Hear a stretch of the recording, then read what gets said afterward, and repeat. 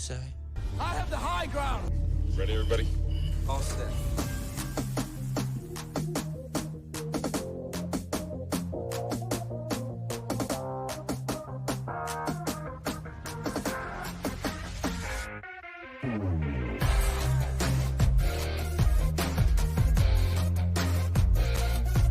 Hey, bud. Let's party.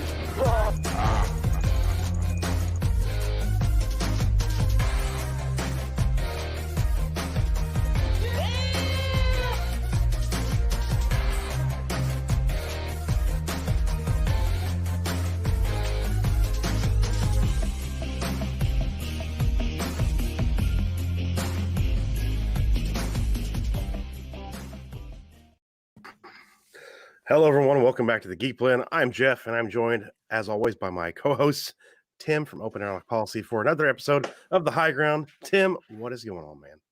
Oh, just lots of work today. How about you? Yeah, it's been a busy week. Let's put it that way. Mm-hmm. So, yeah. But, Trivia's back tonight with Dogma Trivia, so everybody go ahead and F you Blake in the chat, because you're going to definitely want to say that later, for sure. So, but thanks for sending in the trivia, Blake. Appreciate it, man. Appreciate it. But yeah, how was your spacing show last night? Did you have a good time on that one? Oh, yeah. Yeah, we went over 3 hours, and Lethal showed up because I wanted someone that had left Star Wars, and that was him. He definitely fits the bill. And we had Stieg swing by at the end, so cool. Another Star Wars guy. And, of course, I had Laura on. So, yeah, we had a good time. I literally turned on the stream to Tim saying, yeah, we're never going to do that anyway, because Jeff just procrastinates all the time. That's literally what you were saying as I turned on the stream. What was it about? About the cantina thing. Oh, yeah. Because someone was asking, you should have like a shot stream. I'm like, okay, you're telling me you want to pay me to drink. We need to make this happen. So after the show tonight, me and Tim are just going to go and pick a weekend. So, yeah. We're going to have to do it soon, though, too. So, yeah. And if anyone wasn't there last night, definitely go back and watch the whole stream, but definitely watch the beginning, because it started out with a major announcement. So you got to check it out at the very, very beginning when I go on the screen. So cool. Mm-hmm. Cool. Life-changing, life-altering? For everyone in the United States, yes. Okay. Alrighty. Well, I'm going to go ahead and bring on our first guest tonight. It's been a few weeks since she's been on with us. Mara joins us again tonight. Mara, how you doing? I am good. Yep, been a few weeks. Been busy because brother's graduation and other family stuff. So, yeah, I am back, and I'm ready to say fuck you, Blake, because I watched the movie, but I didn't exactly pay too close attention. If it's going to be like, what's this license plate number on this random car that like flashed on the screen, I'd be like, there were some that were bad, and I'm like, I'm not putting that one there. And then the next one, I'm like, crap, that one's just as bad.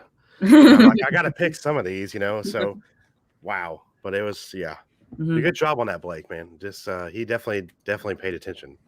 I didn't even get the chance to rewatch the movie because I've been rewatching the Conjuring stuff this week for my reviews for that series. So I think I watched like a half an hour or so of it last week, because after we found it on YouTube, I was like, oh, I'll just watch it for a bit. But yeah. Like, there were some things that like just came back to me because I do enjoy the movie, but I watched it on the YouTube link that you said. Isn't that crazy that it's on YouTube? Yeah, but I basically went straight from Dogma to Army of the Dead, so I'll try to keep the two separate. Okay. I went straight into the one. What'd you think of Army of the Dead? I have some thoughts. I'm probably in the minority. It wasn't bad, but I was like, okay. Like there were moments, and I was like, there were characters that I liked, and there were moments with Dave Bautista where I was like, okay, I'm seeing potential here. I'm seeing acting potential here, but then he kind of reverts to reminding me of an ape learning how to use tools for the first time. And I'm like, yeah, I really I enjoyed it. Mm-hmm. And there are some characters in the film I'm like, why were you even there? You were annoying to begin with. Like I think I speak for a lot of people when I talk about. I think it was his daughter was annoying as shit. Yeah. Like nah. Well, I could have done without her character at all. And I will say, I'm on the opposite end of the Dave Bautista thing. I'm like, this is why he became an actor. I thought he did a really good job of what he was given, and he was, he's a mercenary, so he's going to be very stoic kind of a person. But there are moments where he shows emotion. He's never done that anything else I've seen him in. I didn't see. There was a movie everybody said he was really good in. I don't remember what it was, but I didn't see it. Bond movie, wasn't it? Probably the assassin one, right? Where maybe. It's like a comedy with his daughter, quote unquote, where he's like this assassin or something. Is that the one? Maybe. I don't know. I haven't seen it. I mean, but like there was one moment with the daughter where it's like I would have slapped her if she had been my daughter. And yeah, I agree. The one moment for me was when she used the emotional attachment between them to say, I'm going with you, and you can either keep me safe or I die. And I would have bitch slapped the hell out of her. I know. Yeah, he kind of just sat there. I was kind of like, what are you doing? Tell her no. Tell her no. Just, yeah. Or knock her ass out and knock her ass out and tie her up and leave her. And she can't get. Put her in a sleeper hole, dude, and tie her up, man. Yeah. There you go. You're good. You know how to do that shit. You're a fucking wrestler. But I mean, like I said, there were glimpses of it, but like with his character, I expected him just to be like kind of stoic and a little bit like of a hard ass kind of a character. And Batista was after my time in WWE, so I don't really know how he was in that either. I really didn't watch him during that time, so I don't know how he was in that either. Which I mean, acting in WWE, right? Yeah, but there were ones that were better than others. I'm sure Tim would agree with that as well. There were some that definitely deserved to be there, and some they're like, "What are you doing?" You know what I mean? But overall, it was good. I want to watch it again, so to see. But yeah, there are some characters in there. I'm like, I don't. Yeah, his daughter was really annoying as hell. So yeah. We have another guest who just popped in the back room. I think he's ready. What's up, Ryan? Hey, what's up, guys? I have not seen Army of the Dead yet. Okay. I don't really care about spoilers. It's a fucking zombie movie. I mean, I assume everybody just fucking dies at the end. That's usually what happens. So whatever. How's it going, man? How you doing? I'm doing good. I've been really tired. I've been busy because I actually have a trip coming up on Monday. So I'm trying to get like a bunch of stuff done. Before that trip, along with all the other YouTube stuff. So, cool. And of course, Jeremy, fucking is a bitch and gets a hernia or whatever the fuck. So then I gotta do streams for him. You know how it goes. But how are you guys doing? It's been a while since I've been on. Yeah, that's been a while. Rhino's not with us anymore. So, well, like he died or what? Yeah. That's like that episode of The Office. Like, how are you wording this stuff? Well, you might as well. Have you seen like the veins have been popping out of his forehead? I'm surprised like one hasn't like blown yet. The doctors, they did everything they could. Yeah, but and they were successful. So. They did that joke on Arrested Development as well. So was it Arrested Development? Okay. Yeah, both shows they did it on The Office too. He's survived multiple aneurysms from Star Wars, guys. You know that? Yeah. So why is Rhino just not? Is he just work or whatever? Like it's work, and different days off, and he's trying to get some stuff. He haven't had a lot of time to himself lately. So. He did say he might pop on tonight though, which means he's he just didn't have time to jerk off all the time. Is what he was trying to say. Yeah, so, that's what it is. Well, you just never know with the fandom wars, going on. You never want to assume. Oh yeah, and you guys just be careful. We don't know who's watching tonight. Okay, we're not sure who's going to be watching the stream. Might be people who are important, might not be. Well, George Lucas was watching my stream last night. Oh, that's right, he was. Yeah. I forgot about that. It was awesome. Imagine being so retarded that you make videos about this Lucasfilm Civil War and perpetuate that you have these sources about this Lucasfilm Civil War for months and months, and you're talking about how Favreau and Filoni, they're going to get more power and oust Kennedy. And then it turns out that in reality, Filoni had more power and had a promotion that entire fucking time that you were talking about this Civil War, and Kathleen Kennedy actually gave him that promotion. And then you have the audacity to just say, "Oh well, the sources are now saying this." Oh, got it. All right. They changed really quickly, didn't they? Yeah, your Well, sources see, really I was quickly. asking this on our steps in my stream. Are they sources or are they experts? Yeah. Either way, they were watching last night. Yeah, they were. Either way, they were watching to hear what you all had to say. Yeah, because they care what you think. Yeah, they do. Yeah, I'm sure they really care about it. Yeah, I'm sure they do. They're reading the chat, the text in the chat. They programmed a script to, you know, record, copy all the chat so they can go back and read it. So, yeah. But yeah, after you say hi to the chat, I think it's worth just showing the intro last night to the spacing because it relates to what we just talked about. Oh, okay. So if you say hi to them, I got to go get a bottle opener.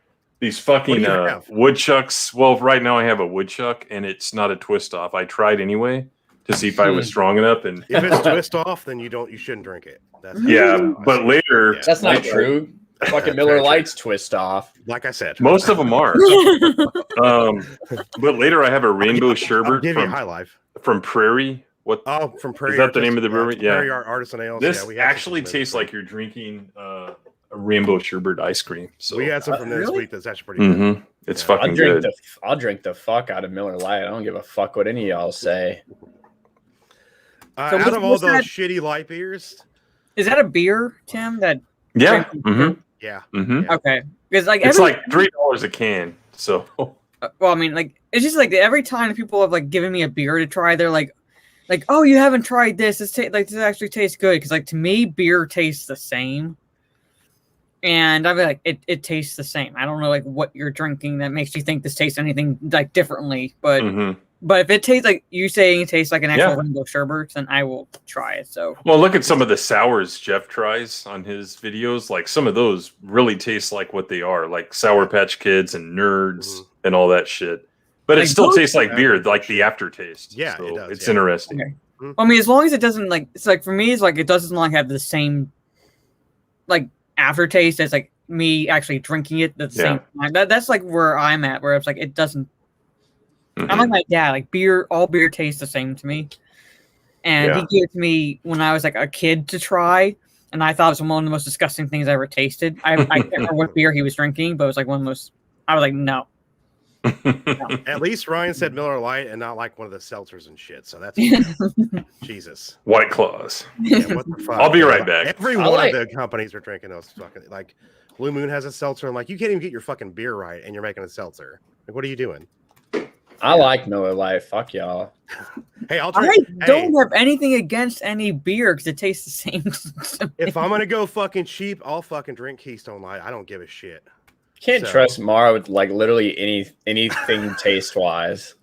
Okay, I drink alcohol. I have like rum and Coke is generally my go-to, but like I just don't drink beer. Yeah. It just doesn't like. I don't know. It doesn't make any sense to me. Like it doesn't all taste the same. Like no.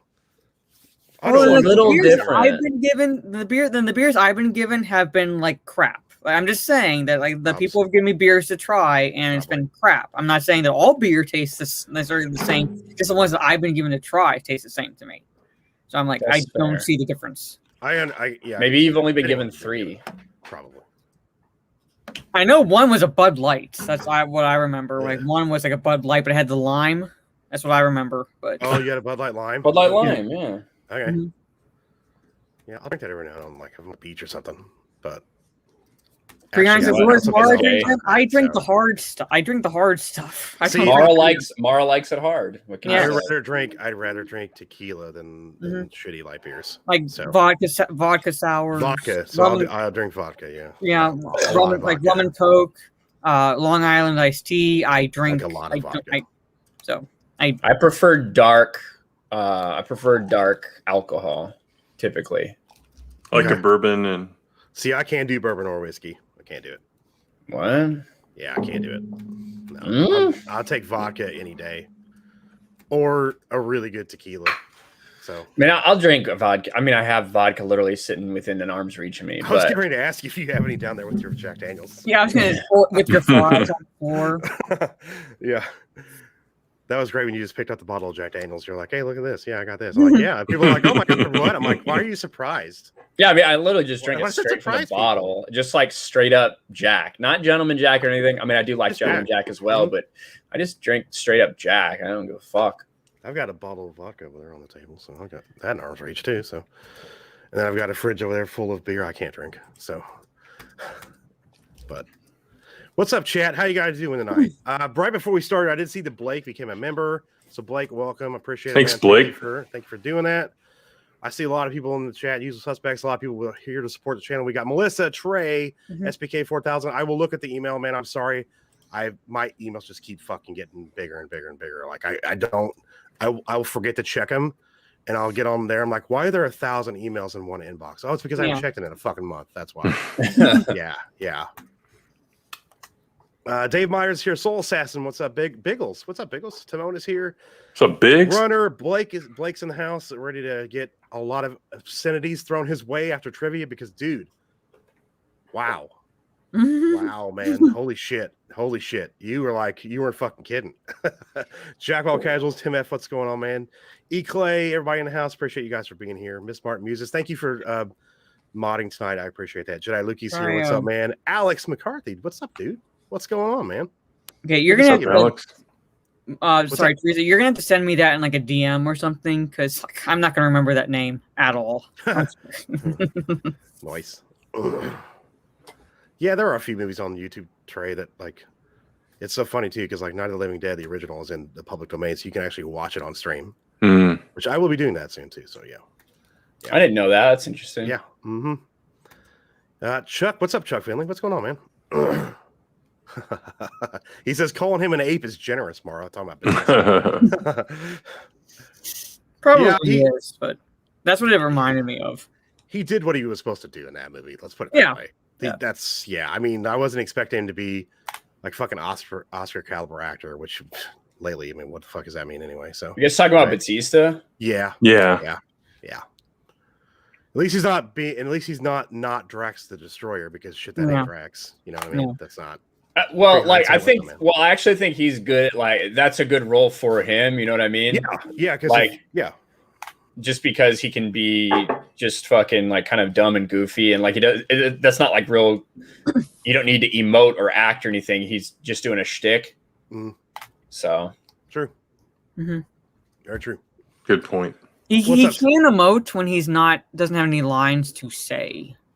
There's one moment in the films, it's like not spoiling anything, where he has to kill someone close to him, and like you could see the emotion on his face. So like when he's doesn't have any lines to actually say to convey what is it near emotion. the beginning? Kind of, yeah. Like when they're going into the characters, so it's like not spoiling anything. Yeah, I actually did see that part. I watched like the first 15 or 20 15 minutes of it. minutes. Yeah. Yeah. Mm-hmm. So basically, like, when he's like not having to say anything to convey what he's like feeling, then like he does have potential there. So Yeah, he does. I think he does have potential. So Tim, what you got here, man? Yeah, this won't take long. So this is Sure. the intro last night, and again, it relates to what we were talking about a few minutes ago. So, fucking, I think I forgot. I didn't forget to share audio. I shared the fucking tab and not the actual screen. Hang on. They gotta fix that shit. No, there's some free shit on the list. That's the list. I think Trey said like 78, Halloween 78, Halloween 4. Fucking Soul Assassins in the Army is on. Is it? You're talking about the fucking Pauly Shore one? Yeah, sometimes they fuck up the what do you call it? They fuck up Copyright. the copyright. Yeah, like the Dracula novel went Completely public forget about domain it, yeah. like Yep. 60 years before it should have and shit like Yeah. that. All right, here we go. Yep. Good evening, everyone, and welcome to the Spacing. I want to start out with a major announcement. Something has happened. Someone's been promoted, and the website is updated, and I want to show this. I'm not sure if anyone has heard this or not, but former Senator Joe Biden is now president of the United States. The website is updated, and he's now the president. He's no longer a senator. I don't know what this means, but there it is. He's been promoted. Can you believe it? He's been promoted. We're breaking it here tonight. I can't believe I didn't have time to make a video on it, but we're live streaming about it. We're opening the spacing with this news. So, yeah, that's what's going on. That's it. So that's about right. That's about right. I saw Laura in the background, like before I brought her in, and she's like covering her face, laughing because I told her I was going to make an announcement, and she thought it was like a real announcement. So that's what I thought too. Yeah. Oh well. To answer pre-hindsight, I think I put it in the chat there. Yeah, I do not have a pick for 500 yet. Not yet. So I will soon. But that was so funny. I see all these tweets and I'm like, there's something wrong here. So I go and I research it for 45 fucking minutes, looking at some old, like, Wayback Machine shit. I'm like, okay, here it is. And then Ryan had already tweeted it out, like, 10 minutes after people started tweeting about it. So Ryan's like a fucking machine. So that's how it's like, it was just so dumb. It's like the idea that creative executive assistant would have anything to do with Kathleen Kennedy, period. Like, it's people like wanting, like, that's what these people who make up this clickbait bullshit, it's what they thrive off of, is people's hope and what people want to hear. Yeah, I know. Yeah, there were people coming back and they were like, you couldn't let us be happy for just 1 minute. So I'm like, well, yeah, or do you want false hope, or do you want like? Yeah, that's what I'm saying. You don't want the false. Yeah, exactly. I had some dumb bitch respond to me like that. It's like, what the? You just want me to fucking? I said, they're like, oh, you just want us to be miserable about everything. And I said, I want you to be informed. Like, that's literally it. I want you to be informed. But that's some people would rather watch Doomcock videos, honestly, and that's fine. Well, I swear, man, there's some Star Wars channels I still follow that I will get notifications from, and it's all caps all the time in their titles, even though I use it too. But it's like Dave Filoni takes over Lucasfilm, Kathleen Kennedy out ? Every week, and you go on there, it's like 17,000 views. I'm like, are you fucking kidding me? Jesus! And then you watch the videos, and there's really nothing in there except them. It's like Mike Zero videos. There's no substance. He doesn't actually talk about the fucking title of the video ever. That's what they are. They're Mike Zero videos. That's what they are. Yeah, it's unfortunate too, because some of the channels I like the people on the channels presenting them, but they're like this same shit you did last week. It's almost the same exact title. You just rearrange the words a little bit. It's like the same thing. It gets good views. So yeah, that's what it is. Yeah. I told Ryan, I'm like, you should start doing fucking clickbait Star Wars articles, dude, on your fucking channel. You get like massive amounts of views, and your channel will be like 10,000 subs in like 3 months. It's ridiculous. It's insane. Tim, we're gonna start off with Batman stuff, man. You got that pulled up? Yeah, I do. So I had to pull up the pictures separately because I went to the archive site for that. Okay. I don't want all those fucking ads popping up. All right, here we go. Are you using Edge? Yes, I am. I think they have an issue with ad blocker going off of them. Okay.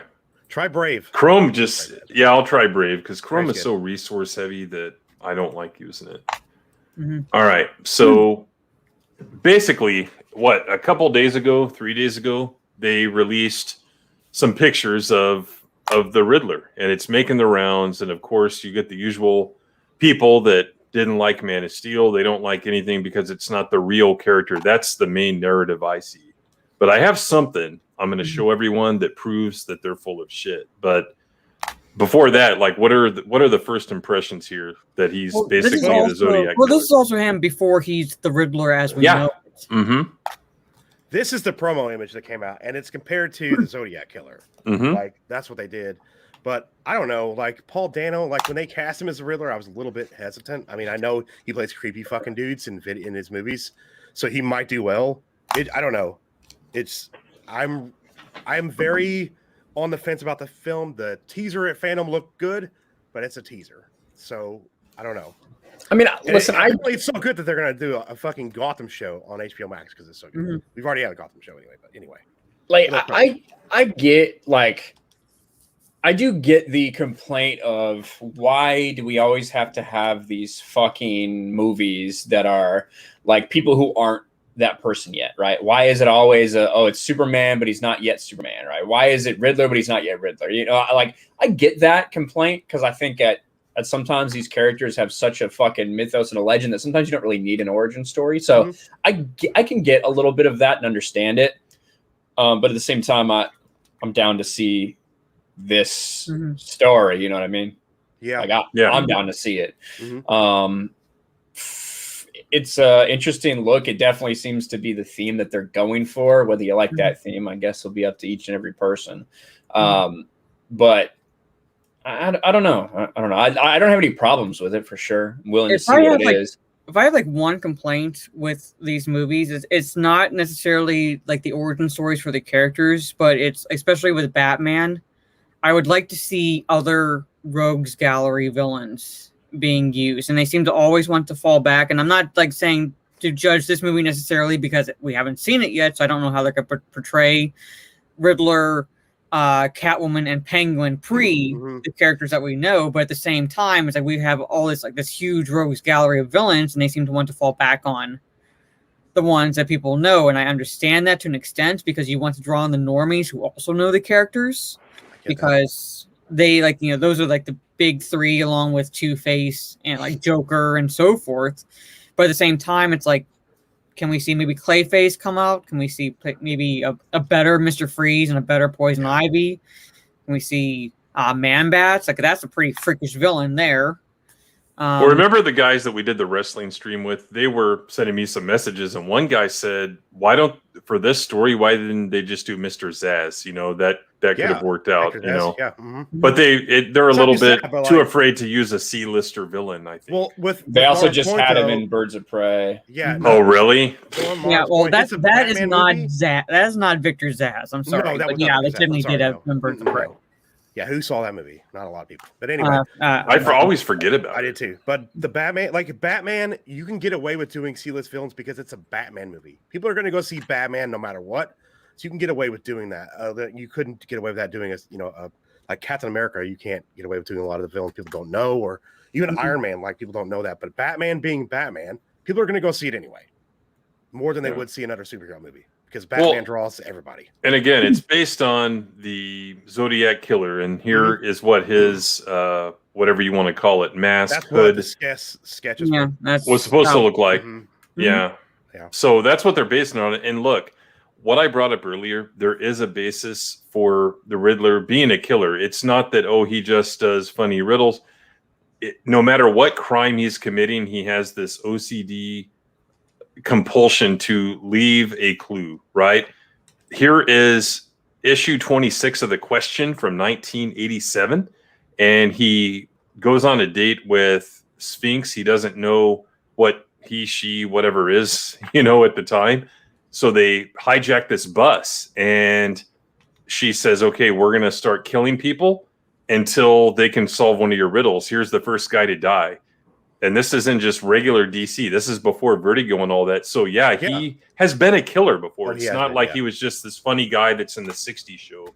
So there is a basis for him being an actual murderer, not just a bank robber or whatever. I have nothing against that at all. Like, because there's been a lot of comic runs where he has killed people. And he has done, not in just that, but there's been other runs where he will kill until somebody gets it right or until Batman solves it. So, it's not just that. But, I have no problem with him being a killer. And The Question was a fucking amazing title, by the way. If you ever can find it collected, then get it. It's really good pulp type stuff. So It is. I've read some of it, too. Yeah, that's good. It's good. But I don't know, like the Batman stuff that's come out, like the Prime 1 revealed a statue for the Batman this week. It doesn't even have the likeness of Robert Pattinson. A lot of stuff I've seen, even the promo art, it's like doesn't look like him as much, but I'm sure a lot of it's going to be his stunt man anyway. So, and they'll probably have to put some padding on him to kind of have him fill out that costume because he won't work out, of course, from what we've heard.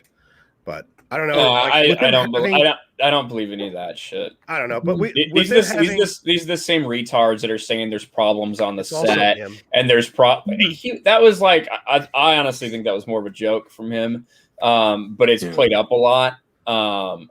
We've seen pictures of him working out. So now, if you want to say that he just isn't going to be able to bulk up the same way some other. I mean, that's fair. That's fair. But the idea that he's been a problem on set, he's been a drama queen, like that's all coming from people like that are full of fucking shit. To be honest with you. Oh no, I don't think he's a drama queen or anything like that. I mean, he just seems like he kind of has his own thing, does his own thing, and I don't have a problem with him being cast either. I think he's a good actor, so it's not that I don't think he's going to do a good job. It's just I think he takes things. I think he takes everything pretty seriously. Yeah. Like from everything we've seen. Yeah, from everything we've seen from all his other work. That if you only know him from Twilight, I guess that's one thing. But he's done a lot of that's great what stuff people are too, like simply basing it on, and and am I saying necessarily that he's necessarily the greatest actor? No, but he has moved on and he has done roles where he actually has shown that he does have talent, which is why I'm willing to give him a chance in this role as a year 2 Bruce Wayne / Batman. So, and he's like basically one of the first ones to pan the Twilight movies. So I'm like, can you maybe just let him take that albatross from around his neck? Yeah, he did that to make money so he can choose his roles. Okay, right. Let's move on. Absolutely. Absolutely. He saw what was going on with that. He knew, like, people knew how big that was going to be because of how big the books were. Yeah. He's like, I'm going to take this and then I'll take roles that I want. And he did. He's taken a lot of great stuff too. I haven't seen Tenet, so I've heard he's good at that, even if the movie is not as great as people thought it was. Yeah, like he does a good job in that role. Like the role he's given, he does do a good job. So I'm saying, like, that him doing the Twilight movies, while they were like, you can poke fun at them because of how bad they were. Like I said, he gave him the opportunity to bank all that money, bank all that profits from that, and say, hey, I can like live for a little bit and just judiciously choose my roles from here on out. Yeah. So very true. I mean, March of next year is a long time to wait, but I hope it's worth the wait. And I have not seen The Lighthouse yet. I need to fucking watch that. I need to watch that. I've heard he's amazing in that. So, and he gets to feed off of another amazing actor in Willem Dafoe. So I'm sure he probably did some of his best work in that movie. So, but I mean, like, I don't think they'll eventually get to a quote unquote comic accurate Riddler costume in this movie, because they're not going for, the comic book look. They're going for more of a realistic, darker tone.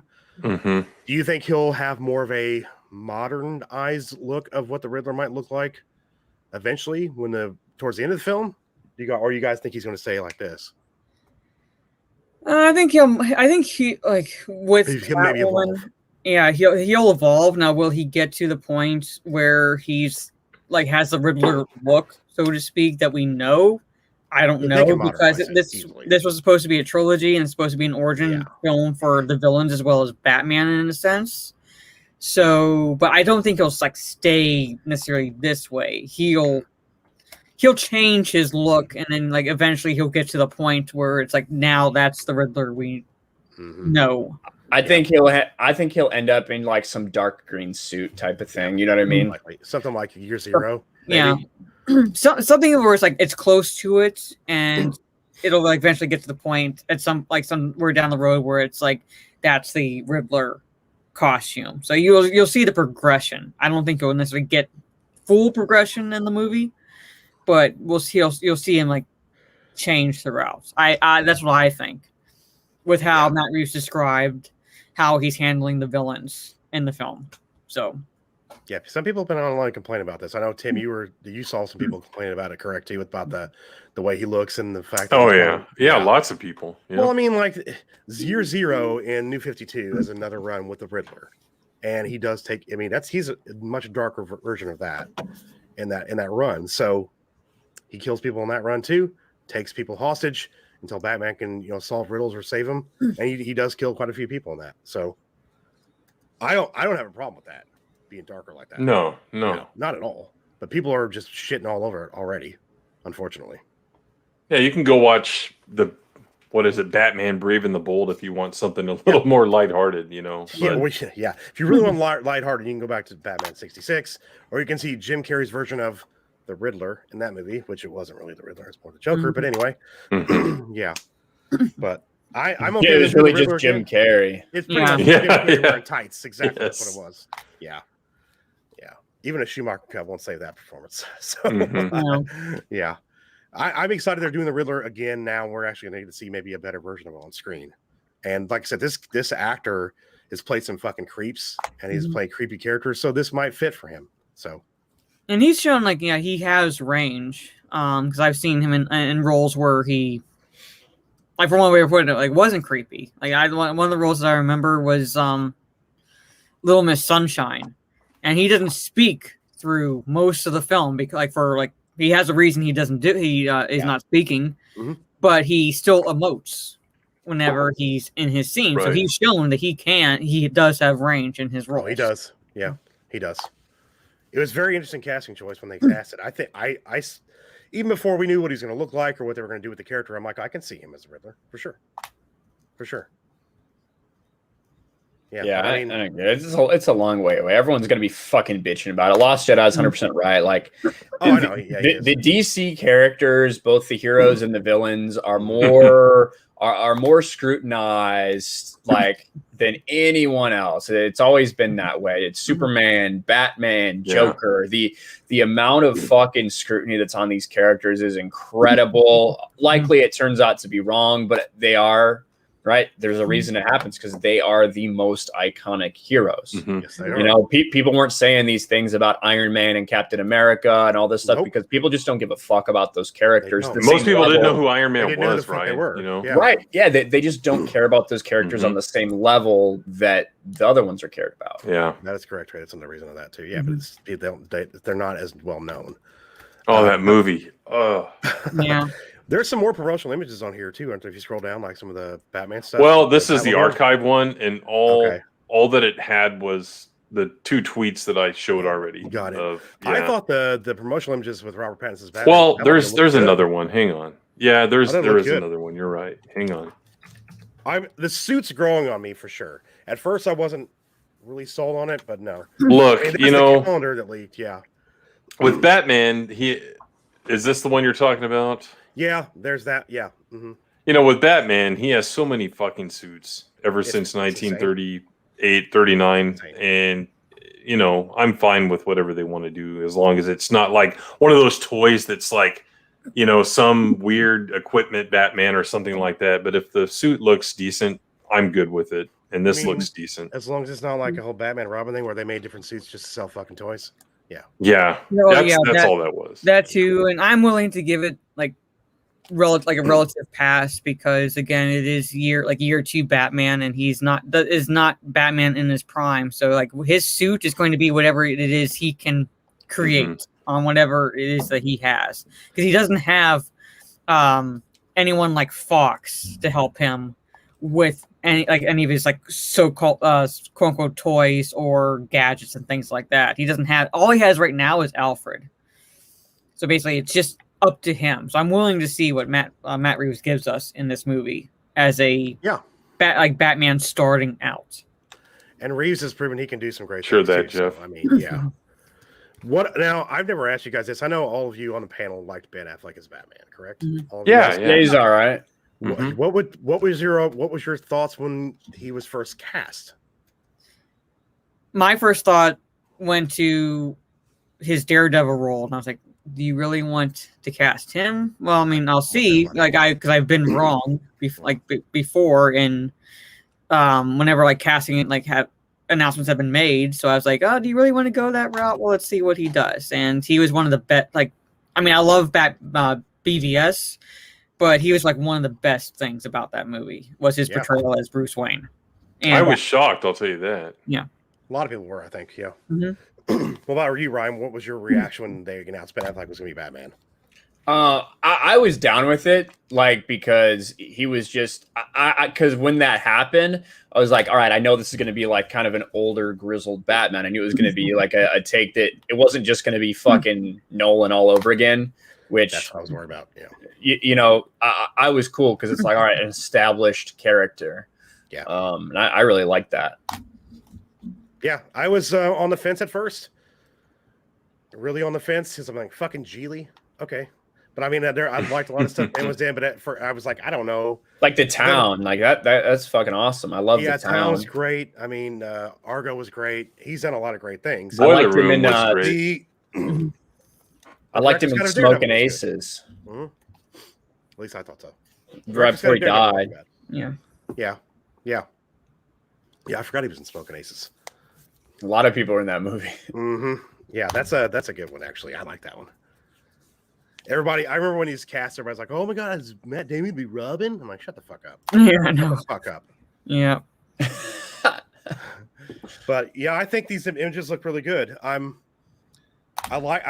more I see the suit, the more I like it. I wasn't as sure about the cowl because of how high it goes on the nose at first, but the more I see it, I like the collar on the cape like that. I'm really digging it.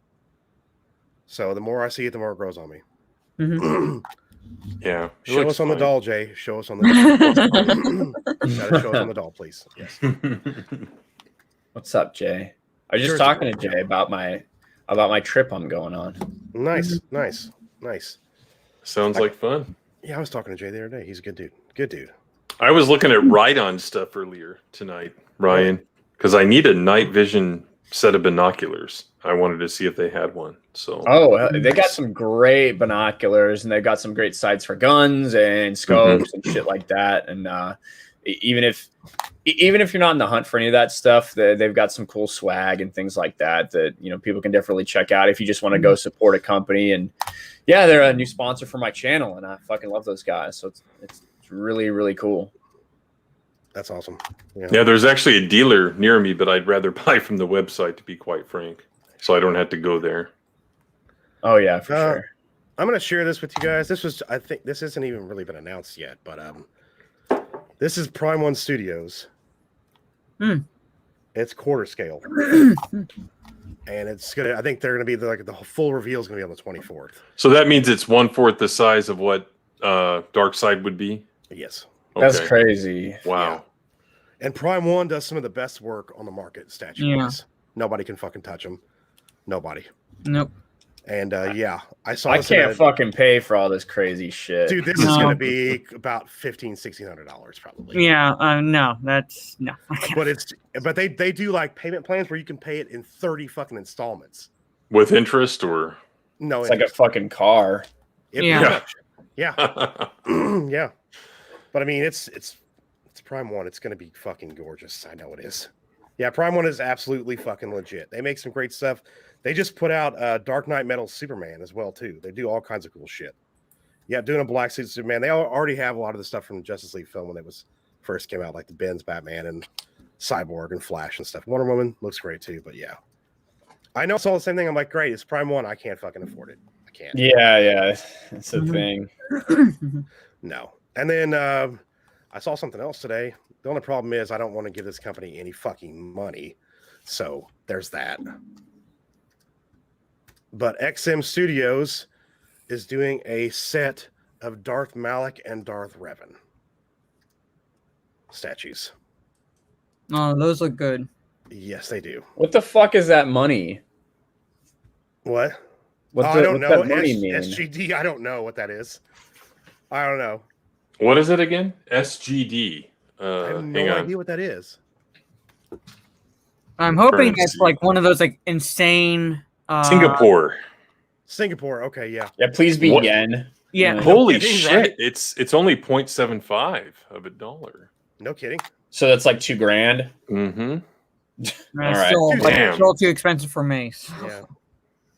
I thought it would be like something crazy, like I was hoping it was 10,000. one of those insane conversions, like an out of Euro trip, where it's like they have like $3 and change on them, and they're able to have like this like fancy hotel room. So I was like, they give the fucking guy a 15-cent tip, and he goes and buys his own hotel. Yeah, like that's hoping it's one of those crazy conversions. But I mean, I saw this on Facebook today. I'm like, good lord, that looks fantastic. But of course, you're fucking giving money to Lucasfilm.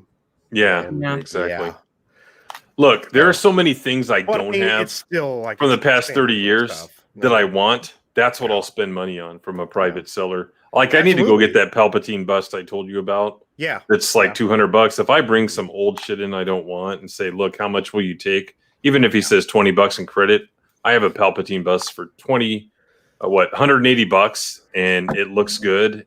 I like the older busts than I do the new ones. I think the likenesses are more realistic, to be honest. The newer ones, like there's too much detail, if that makes sense. Yeah, that looks fucking amazing though. Those characters are great.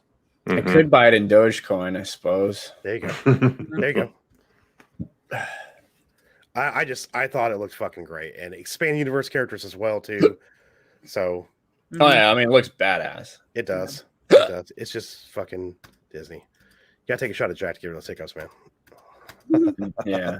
I'll have to add that to my montage of EU stuff just from the past 6 months that I have going on. So, Well, if you looked at the statue, like didn't have the mouthpiece was off of Malik, so he didn't have his bottom jaw. yeah, I noticed that. Yeah, fucking cooler, man. So yeah, that's the thing though. Like with these statues, they haven't done a lot of Revan stuff. I'm trying to think who did it. They did some busts of Revan years ago. Then they number them, so as soon as they sell out, you go on third-party website. You're like, okay, it's 10 times what it was selling for when you sold it. You know, so great. But eventually, it'll get to the point where you'll be able to afford stuff on the road. But yeah, I just thought it looked great. Hey, Blake knew. I knew Blake would know that. Singapore dollars. Yeah, there you go. Yeah, it's alternative coin there. But let's see. There's something else I want to talk about. Oh yeah. So Henry Cavill was fucking cast in the Highlander reboot, which means Warner Brothers decided to let him go. The biggest star in the fucking world, they let go, so somebody else could snatch him up. You know, at this point, like, you know, fuck it, let him go. I'm like, his casting and the fact that it's by the same guy who brought us John Wick. I'm like, my interest is peaked. It's super peaked when I saw who it was. Yeah, I know, Ryan. You made a video on this today, right? I did, and like it doesn't necessarily mean that he can't do anything else, but it definitely is an indication, you know. We don't know how long The Witcher is going to continue. He did the other couple, I feel like last year sometime, he said, hey, listen, I have room on my schedule for like 2 major things a year. One of those is obviously Witcher. The other one, who knows? We saw him with the Mass Effect script. He's doing Highlander. So who knows? Who knows? But it definitely isn't.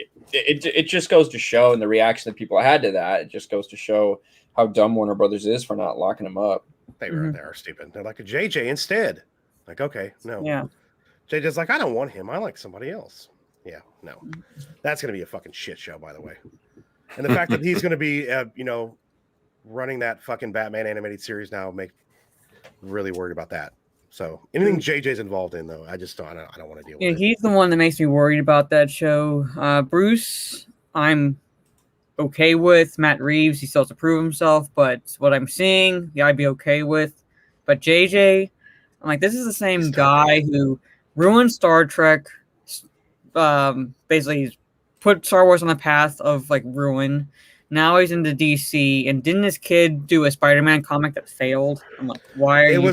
It was god awful. Him and his son did it together. Yeah, that's like why. It was one of the worst things I've ever fucking read in my entire life. Like, you can't write, dude. Quit acting like you're a writer. You're not a writer. You're a director. And there's been some bad Spider-Man, so I know it's you, Tim. I'll find it online for free, so you can peruse through it because it's fucking terrible. It's like JMS's Spider-Man run was bad. It might be worse than that, Tim. It might be. And he fucked up Superman too, by the way. Yeah, I know. But yeah, Peacemaker series, right?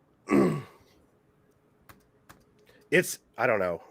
But then not only that, Mara, but he's got people in at Amazon now with Lord of the Rings stuff. His people from Bad Reboot are over there. And I read an article not too long ago that they're opening up a gaming branch in their company, Bad Robot Gaming. Yeah. Wow. You know, he's got his minions after Lord of the Rings. He's moving on to Superman. So now, you know, all the major movie franchises have been hit. Now he's got to move into gaming and start fucking all that up. So yeah, it's already fucked up. Go for it. Yeah. I mean, like Lord of the Rings was like the last like hope for franchises. I know. Now it's like none. So Pac-Man's going to become like POC Man or something like that. Pac-Man. Yeah. They already made it fun. That went back in the fucking 80s. They made a Miss Pac-Man. Yeah. That game's actually better though. I bought the arcade. Of course it is. Yeah, it is though. It is. Mary Sue. I bought the little arcade. Back then. I wish I'd waited because Ms. Pac-Man, and it's Ms. too, by the way, right? It's because Pac-Man. you can't be Mrs. It's Pac-Man. It's Pac-Man, yeah. Yeah. I wish I'd waited because they eventually released Ms. Pac-Man on the little 3/4 consoles or They'll whatever probably the fuck announce they that are. Pac-Man's non-binary now or some shit like that. Yeah, something like that. Yeah, he's really not. He's not really either gender. Can you prove it? He's a fucking little thing. Yeah, whatever. Yeah. Hey Tim, I know you wanted to talk about that Chris Rock thing, so you want to pull that up too? Because man, this is pretty good one. Pretty good one. Yeah, I really haven't looked too much into it. Mara, Ryan, have you seen this at all? That's the thing. I haven't read any articles, but I heard like what he said, and I'm like, well, like no shits, like comedy's pretty much dead at this point. Or he's part of the problem. That's all I'll say. Yeah. Like, Yeah, I agree with them, but I mean, do something about it. Yeah, it's like you get what you fucking deserve. Basically, is my thought on it. But yeah, he. Let me go ahead and pull this up here.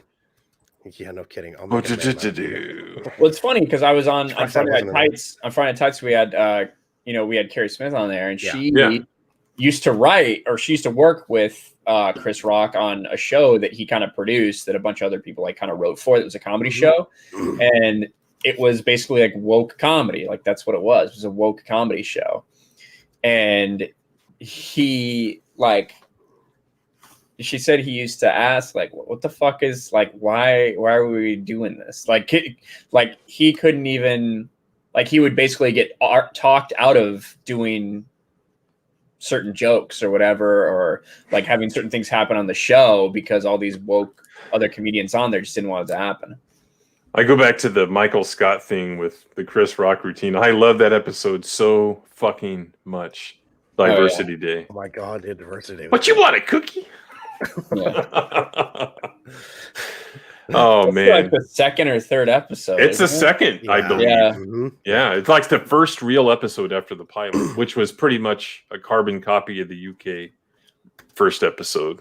So, but yeah, I'm not going to read the whole thing, but some of his quotes, blah, blah, blah, cancel others if they happen to say something that doesn't agree with their moral standards, to which Rock asserted, it's weird when you're a comedian because like when you're a comedian, when the audience doesn't laugh, we get the message. You don't really have to cancel us because we get the message.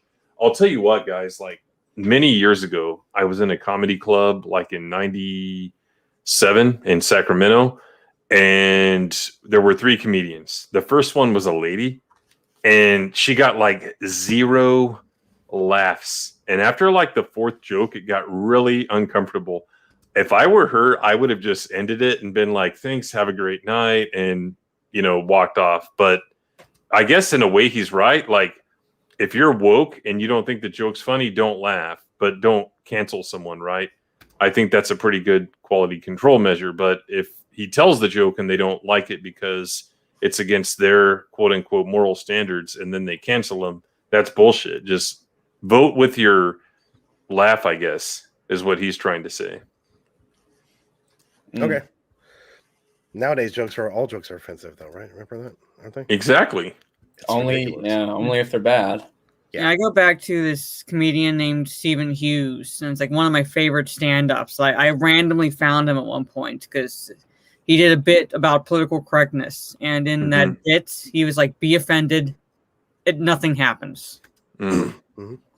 Pretty much, I would bring the clip up, but you might get copyright claimed because I got copyright claimed with that stupid clip on I'm streaming it through YouTube on my YouTube channel, and I still got a copyright claim on it. So okay, whatever.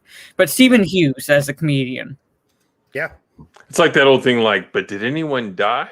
Yeah, it's like he makes a joke, and it's like I was at a comedy show last night, and the comedian made a joke about the Lord, and the next day I woke up with leprosy. I'm like, no, it doesn't happen that way. It doesn't happen that way. It's like I felt offended.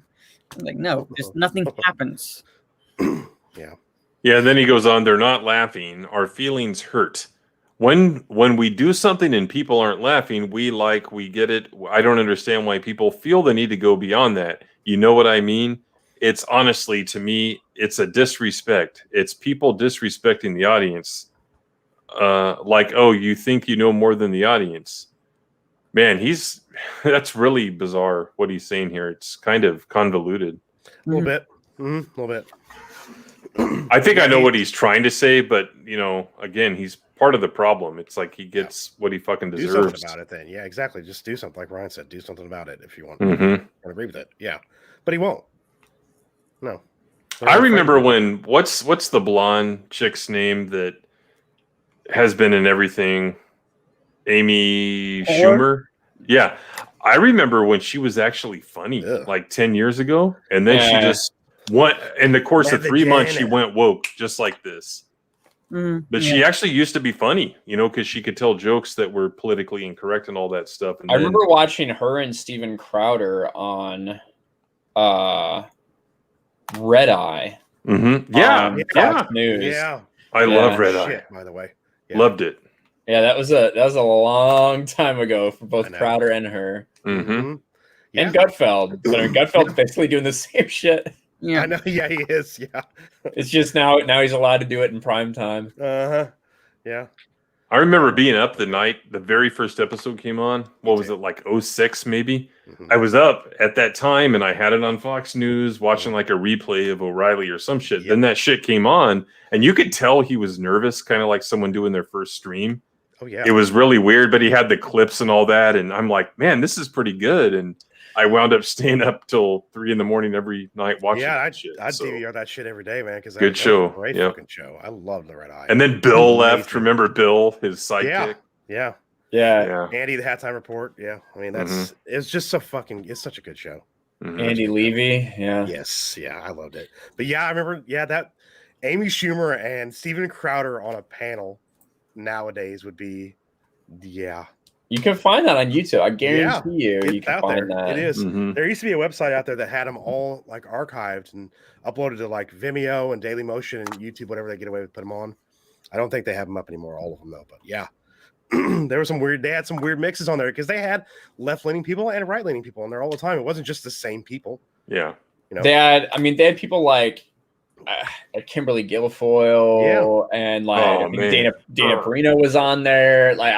I'm pretty sure these types of people. Yeah. Like it was it was a late night fucking. They were let loose a little bit. They made fucking raunchy jokes. Like it was good. It was really good. Mm-hmm. I loved it so much. Such a really good show. I loved it. And then when Greg left, I can't remember the guy's name that took over. He was good, but it just wasn't the same. No. I can't think of the guy's name. He was on the panel all the time too. I know who you're talking about. I know what he looks like. I just can't think of him. But yeah, you're right though. Schumer, back when she first started, she wasn't like she is now. It wasn't always like my vagina all the time. It was because you had to be funny. Yeah, exactly. Yeah. Yep. That's how you had to make it in the industry by being funny. I know. Like, can you imagine being a comedian and how to be funny? That's what? Yeah. No kidding. Now it's all about like what you said, Jeff. And Steven Crowder was watching one of her specials one time, and he equated it to the opening into the Upside Down for Stranger Things. I was like, that's not an image I really want to have. No, yeah, I remember that when she did that first Netflix special, he reacted to it. He watched it on his YouTube channel. Yeah. Good Lord. Yep. And he was like, it's like, okay, this like so many minutes in, she's on on this joke or on this. It was really quick too. You're like, why are you already on this? Yeah. And then it was over and over again. I'm like, oh, okay. Yeah. I didn't watch it. I saw clips and stuff. Yeah. It looked like Soul Assassin put Amy and Crowder on abstinence in the chat. Okay. Nice. Oh, it says something wrong. Damn it. Well, this paragraph here is talking about Baldwin came out against cancel culture in the last couple of weeks. Well, Alec Alec Baldwin. Yeah, they went after his wife for cultural appropriation. Well, I was going to say, considering the phone calls he has with his fucking daughter. Oh, those were awesome. Yeah. You filthy little pig. Yeah, exactly. That's better than his acting, man. It was like, because that's real. I'm gonna tell you the next time I see you, I'm gonna yeah. Oh my God. Yeah, that was hilarious. Those fucking calls, man. Reminded me of him from Glengarry Glen Ross. If you've never seen that movie, go fucking see it. He's right. Put that coffee down. That was hilarious. Him watching that Amy Schumer comedy special. It was like, what the fuck? Yeah. Everybody knew it was going to be a shit show as soon as Yeah. and then that's when Netflix changed their rating system after. Yeah, you're right. Yeah. Yeah. Yep, You only yep. do like a thumbs down. Like you could Yeah. actually give a rating, but now it's only like thumbs up or thumbs down. So Yeah. Jesus. That's hilarious. I should cancel. I don't even. There's nothing on Netflix I want to see. I guess Cobra Kai when it comes back, but I literally no one in my family even goes to that application. So why don't I just cancel it? You know, No, I just use it for her sisters. I'm currently using it because I'm doing like an anime watch with Lethal Lightning and Mark. Which one? Cyborg. We're doing Fate Zero now. There's Okay. a shit ton of anime on Netflix, isn't there? Yeah, so I basically just keep that for that and The Witcher and Cobra Kai at this point, and any movies that might come out where I'm like, oh, okay, I haven't seen that in a long time. I'll put that on. So Hey Trey, you mean you use your account, right? yes, Yeah, exactly. Yeah. See, I don't even have HBO Max. My sister, Really? my brother, my sister-in-law, and my brother got it from AT&T. They don't even use it, Hmm. so we use theirs. It's awesome. It has a lot of shit on it. Yeah, we pay for Hulu. I pay for Shudder, and what else? Well, of course, Prime. But everything else we get from like I was Disney gonna Plus. say, don't you do like a fucking what's on streaming thing, and you like don't have any of these streaming services? I pay for them. Half of my use somebody else's. Yeah. So yeah, like, that's the way to do it now. I mean, sure they're going to change their shit down the road. A lot of them will be like, Yeah, we have Prime, anymore." Peacock, Netflix, Yeah. as I just we got mentioned, Peacock now, too, Hulu, yeah. because that's where my fucking TV is, which we never watch live TV, and HBO Max, and that's it. I think I've- HBO Max is I've what I use been- most. I have been like an Amazon Prime member since like they started that Yeah. shit because I used to order so many books and things from them. Mhm. And then it was like, hey, by the way, we're adding a streaming service. Like, all right, I guess Okay. that's cool. Yeah, all right. Yeah. Yeah. Every time I try to do anime though, I'm like, I'll try to. I am enjoying Fate Zero, but I can only watch based on this guy. The guy's name is KJ. He's like he splits the episodes up in a way so it's like you can only watch so many at a time to be able to talk about it. Otherwise, you risk getting too far ahead. So I can only talk about up to episode 10 right now. I think out of all the streaming services though, like Peacock's been one I was surprised how much shit was on there. Yeah. When I got it, I'm like, wait, they have this, and then I went back through the old WWE archives, and if you want to go back and watch that entire Attitude Era, you can watch all of it. Yeah, but the regular WWE network was better, just the interface, and I think they had more content as well. So a lot of people were pissed when they Well, didn't they decommissioned it and moved it all over. Offensive stuff. Yeah, that's bullshit fucking too. Yeah, they edited a bunch of stuff like When DX a imitated lot of that skits, one group. all kinds, all Yeah. kinds of stuff. I Fuck figured that. that It's wouldn't be over there. wrestling. I know. It's wrestling. What do you expect? I mean, I haven't either, Trey. I've not even looked at Paramount Plus. no, there's nothing on there. I want. I have Star Trek is still on the other CBS All Access, right? services. Sorry, Mara. Yeah. I have Prime, HBO Max now still, but I did like a 6-month thing, so I decided if I want to keep that and pay per month or not. Netflix and I still have YouTube Premium, and I really keep that so that way I do can like too. if I have to lock if I'm listening to a live stream on my phone, I can lock my phone and stick it in my pocket and still hear what people are saying. I watch more YouTube than anything. Yeah, me too. I don't think I've watched an actual show in a while, like a new show. Well, not on TV. Most like No. shows I And new watch shit's or fucking trash anyway, though. So like on Well Netflix said. or whatever. So yeah. my wife be like, I'm watching this show. It's really woke and it's shit. I'm like, why are you still watching it? Why do you continue to watch it? Yeah. Yeah. She's like, oh, it's yeah, but no. Yes, chlamydia is not Star Trek. That's right, Bad Bunny. That's right. Oh God. STD. Don't call it STD, or you're not. I actually had a group. conversation about this stuff with the guy at work. I saw a Watchmen trade paperback on his shelf behind him on a call, and I'm like, "Hey, Watchmen's awesome," and he's like, "Yeah, have you seen the new show?" And I'm like, "Yeah, but it's not the same. It's very political." And he's like, "The old comics were political." I'm like, "Yeah, Well, but that- it's not I the mean, same thing." Yeah. He's not wrong. They Yeah, were. yeah. political. There's no They just doubt. weren't woke. That's, and I'm like, all right, I got to go. I'm not going to have a political argument It's on a one Zoom thing- call. So Yeah, it's one thing to have like political commentary. Mhm. It's another to have a political message, and Mhm. that's the difference. Well, don't forget, Greg likes All Star Trek. So he likes All But- Star Trek. Yeah. Have you seen the movie Waiting? Yes, that Yes. was Ryan Reynolds, right? A long Yeah, every ago. time I One of my every wife's time I favorite movies. see chlamydia, I'm reminded of the two guys sitting at the table and talking about like names for this one guy's daughter, and he's like, it's like, what's wrong with chlamydia? It's so nice. That's a good movie. That's a really good movie. Yeah. Yeah, They couldn't make that shit nowadays, though. No, For real. they couldn't. No, nothing.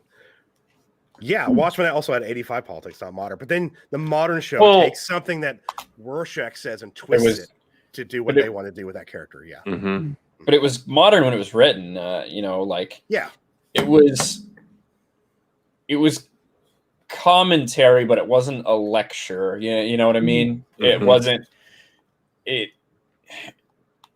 It's tough because there are a lot of things in the past. Even like look at Lucas, right? Look at some of the things in Star Wars. So clearly, this is a allegory for some things that are happening. But the point is not to be like, oh, look at this. George Bush is a fucking terrible person. You know what I mean? Like that's not the point of those movies. It really was not.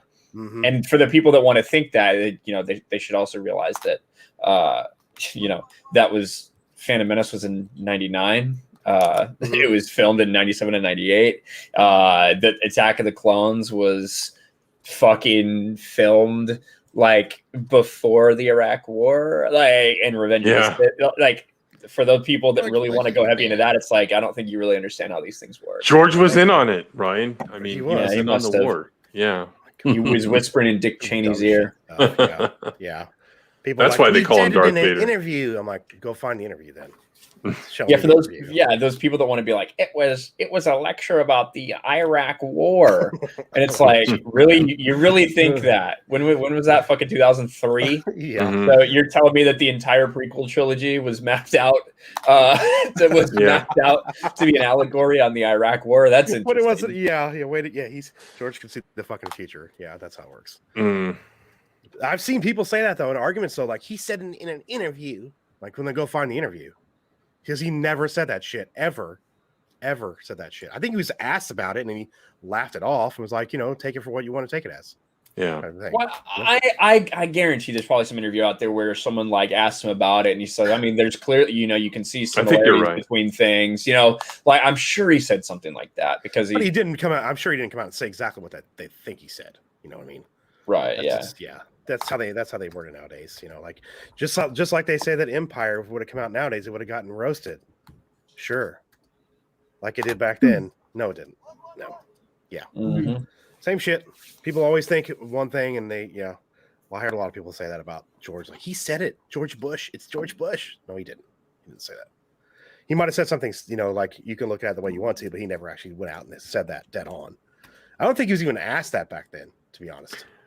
What about the introduction to the Revenge of the Sith novelization, Ryan? Remember that? Where Stover's like, this is happening right now and all that shit. I remember laughing when I read that back in the day. Yeah, that's true. Yeah. It's like, whatever, dude. Just write a fucking book. And he did. That book is awesome. My book's great. Mm-hmm. I know actually he was on Star Wars Theory's channel not too long ago. I haven't been able to watch that interview yet, though. Nice. He quit writing for a while. Why?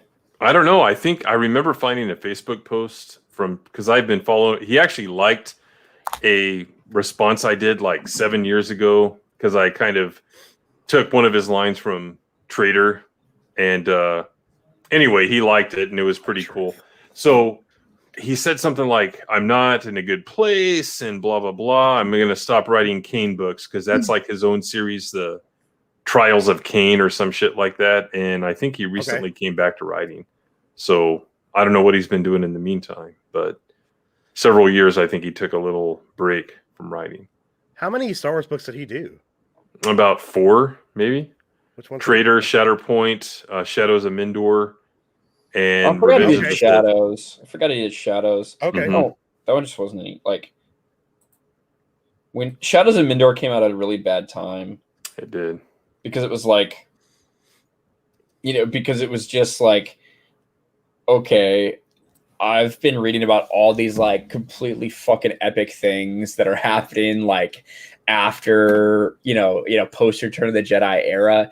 And then you have this book about like Luke getting in like trouble with the military. It's like, I mean, it was just so like there was no stakes at all in that book. So if that book had come out in like fucking 99 or something, we might have really enjoyed it, or 98, but it was just very Bantam era, Yeah, and I think he did that on purpose. He said, I want it to feel like a Brian Daly novel. And some people have this theory that it's like a story within the universe, if that makes sense. I haven't read it yet. I just actually got it in the mail about 2 weeks ago. So I need to... It's on my reading list. It's one I never got around to buying or reading. So, what is it said? Is it in which movie is it in? Right after Return of the Jedi, like Jedi? a year after, something like that. Yeah. Have you read Heart of the Jedi yet, Tim? No, I was telling Lethal last night I need to, because I really want to read it and get a review out there, but not yet. I've got so much reading going on right now; it's insane. So I can't remember. Ryan, have you read it yet? No, I haven't. I will get it done next week though when I'm on vacation. Okay, nice. I will. How many copies did you buy? Only 3, unfortunately. I wish I would have bought like 20. I bought 2. I already gave away 1. That one. I didn't know they were going to be going for $500 fucking bucks. Oh, that one pre-hindsight up there. He's asking about that Vader poster. Oh yeah, I've got one. Your empire needs you. Yep. I love that poster. I love it. It's cool. Yeah, that's a cool poster. Empire needs you. I like that one. But yeah, I haven't read it yet. I'm not a fast reader at all. I fucking take forever. I have some books I need to catch up on. Is the version that's in the printed form on the website, like the edited for continuity? Yeah. It is. I'll read it on the website so I don't damage my books, because I may wind up selling all 3 of them, and not in a year, maybe in 4 years. There's no telling how much they'll be worth then. No, they may go down though. Who knows what'll happen? Oh, they'll 100% go down. This is excitement buying kind of thing. I'm sharing my screen. I got to leave in a little bit, but I want to share this because I'm having this interaction on Twitter. I saw that. Yeah. So this guy, it was basically a tweet that someone said, "What would you do if you got control of the Disney parks?" This person says, "Ban every person who wears a thin blue line shirt or rehire Gina Carano's shirt in the parks from ever being able to go back to the parks." And I figured once I looked, the easiest thing for me to do is literally just profile picture. Guy's literally wearing heels and has painted fingernails and looks like an absolute soy-filled bitch. Jesus, Chuck's fucking soy, man. Look. And of course, I can still see. Twitter's weird because after people block you, sometimes you can like still see shit for a second. Yeah. I don't know why they do that. But I don't know, but he protected his tweets. So. Well, it was me. It was me all along, Austin. Somebody else took this screenshot. He's freaking out. He's like, "At least I looks hot as hell in the photo that bigot posted of me to get his followers to harass me." Also, fuck the thin blue line. Fuck Gina Carano. Fuck every sexist, homophobic, racist, backward-ass bigot. We don't need y'all. Oh, and I can't forget ACAB and fuck turfs. Jesus. I'm going to be blocking a lot of people tonight. And this is my favorite. Twitter, you're so clueless. When I report someone because they retweet my photo so their bigoted following can harass me, and you say they did nothing wrong at Twitter support, you're kind of a joke.